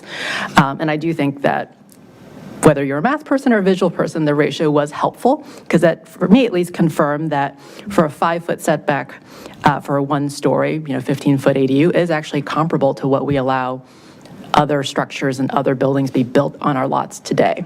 I think, at 15 feet, you could put up a 6-foot privacy fence and you really wouldn't have a concern with your neighbor seeing it. That may be something that we could consider, that if there's not a privacy fence there already, would we require that you put a privacy fence up if you're 5 feet back in a 1-story ADU? That might mitigate any privacy concerns. The separate address one, while we are figuring out the logistics of it, I guess I want to be clear that while we may not require it, is there a way for it to be enabled if they do want separate utilities, or does that automatically trigger the extra cost? And is that part of that research that you all are doing? So the question is, if you don't require separate addressing, can they? But if they still want a separate address, does that automatically trigger all the extra costs? Associated with new utilities, yeah. If they need to have their own utilities, yeah, that could be $30,000 to $40,000. Got it. Okay. And then one of the things we've talked about offline is how to ensure that everyone is aware and informed about these changes. I know we've talked about potentially extra community meetings, potentially some sort of mailer. Does staff have updated thinking on that? Yeah, we're working on the mailer now. Expect that to go out shortly. And will it go to, Oh, you're probably going to say the same thing. will it go to everyone in the city? I think we could use some discussion on that, what the preference is, if there's any discussion on. Yeah, if or our intent preference is to on that. inform, like clearly it should go to R1A, R1B, and RM, the zones that will have the potential to have accessory dwellings. But I also think it actually go to everyone in the city because at the end of the day, there's also positive opportunity for new housing types. And at the end of the day, if they get to vote for city council who's making these policy decisions, they should be equally informed about both the positive that could be coming as well as quote unquote negative impacts to the neighborhood as well. So I would ask that the entire city be mailed if we're going to do that. Yeah, I'd like to plus two that. If you're informing the community, you should inform the whole community, not just single-family homeowners, because for any number of reasons, they might be the ones interested in living in them, or they might have reasons, say, experiences or reasons why they're pro-con, based upon where else they've lived in the country or the world. So, their feedback's important too, whether you're a renter or an owner or an apartment, condo, single-family home, dweller. And if we have challenges with that, I guess I was refreshing my memory on what we did with the bond referendum in 2017, which obviously was very, very impactful for the entire community. We did yard signs everywhere. That could be another way of informing everyone about the potential changes. We did on public land, neighborhoods. I think there were groups that produced yard signs. I and thought we did get yard word out. signs. I don't think the government did. Referendum did. So it is a big lift. I want to just manage expectations on that. We're working through the logistics of getting this mailing out. We do want to do that. Getting them out to, every resident in the city, there are some obstacles to that. We don't have those mailing lists. They don't exist. But we have the building address. Well, we can send it to the property managers. I mean, we could collate different databases that we have. What we know we can do is get a letter out to the property owners. Getting beyond that is just that we've not done that before. So I don't want to promise that we're going to turn that around in a week, because we do want to get this out fairly quickly. There could be some combination, however, of yard signs and a mailer to try to reach the maximum number of people. And so if the message is to get the information out to as many people as possible, we've received that signal and we're going to execute on that. It's as many as people as possible, but also be fair that everyone should get the same information. So, okay. Thank you for the continued work on this. Any final questions? Oh, Dave, is there your hand up from earlier? Do you want to speak? No, Madam Mayor, thank you. Yeah, I do have a couple additional comments. One thing that shouldn't be lost in all this discussion about what's permitted now or whatever is that this ordinance will permit new rights that don't exist. So the next question is, what public policies are being pursued actually by this allocation of new rights under the zoning amendment to the zoning code? And then third, is this a replay of the T-zones where it started off as affordable housing and ended up as enriching developers with no affordable housing? So what I'm very interested in, this started as an opportunity to provide housing for family members, has now already mutated into something else. So I'm very interested in the actual results that we're likely to achieve from this, and are they consistent with where we began with this project? Or will they result in the same thing that happened with the T-zones, which is they started off as justified as affordable housing and ended up enriching developers without affordable housing? Thank you. Thank you. Thank you for your work as we continue pursuing more diverse housing options, Jack. Thank you. Do we have any other items on the agenda? Business not on the agenda? I know it is close to midnight, so maybe we don't have too many other items. Standing Regional Committee Council reports. I just wanted to, if I may, report that discussions with the EDC members and with the EDO staff that we've made the recommendation to fold our Economic Development Committee into the Economic Development Authority So the staff we were basically duplicating meetings, one during the day and one during the night. So to consolidate that, we are asking our EDC members to now attend the EDA, and our EDO staff will just be working on one set of presentations. So you'll see the meeting for tomorrow is canceled, but I wanted for those who attend and are following EDC, to let you know the update on that. So that takes care of one of my reports. Back to my colleagues on boards and commissions. The GovOps committee, we are having a meeting February, I've forgotten the date, but at that point in time, I think we can review the number of meetings and the 26th, the number of meetings and the anticipated topics at each of those meetings for the balance of this calendar year, 2025. So I may not have that on Wednesday, but I would prefer to have a full committee discussion of that and then bring that back to council on that date. So that leaves PUC, which I'll work on before Wednesday. Great. And that's it. Thank you. Anything else? Yeah, we did talk about in the Wednesday mayor's meeting, when we last talked about meeting structures, to talk at this mayor's meeting on the 29th about meeting structures going forward. And I know Mary Beth circulated a proposal for the whole year, so thank you for doing that. For budget and finance. For budget and finance. Yeah, yeah. Yeah, because I think if we X out EDC, appointments and ledge continue, GovOps pending the February discussion Debbie will have, and then budget and finance you've circulated, so. Great. Okay, any other? Yeah, Madam Mayor, here's a question that connects with the budget.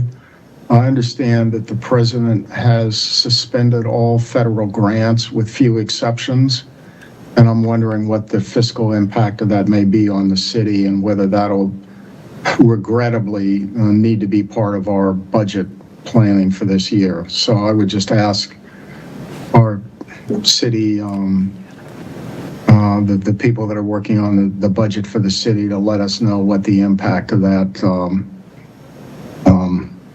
I'll leave out the adjectives right now, but the impact of that action might be on the city and our taxpayers and the services we provide. Thank you. We will follow up on that. I think the biggest impact is going to be the CIP, but we will look at all impacts. Absolutely incredible. Anyway, thank you. Thanks for considering, and thank you, Madam Mayor, for the additional opportunity to ask that question. Thank you. We don't have scheduling this Wednesday, or we do have scheduling this Wednesday? We do. Okay. Yeah, I just actually need to confirm that we have an in-person quorum. Because I'm virtual. Laura, are you staying through the meeting? Yeah. You can be here, and I'll be here, and Mary Beth, you can be here Wednesday? Because I know Justine and Dave and Letty are not here, so. Okay. Thank you all for making quorum. In person, I mean. Okay. Great, thank you. Anything else? No minutes tonight, right? Okay. Do we have a motion to adjourn? Move to adjourn. Second. So be it. Good night, all. Thank you. Thank you all. A lot of hard work. Thank you.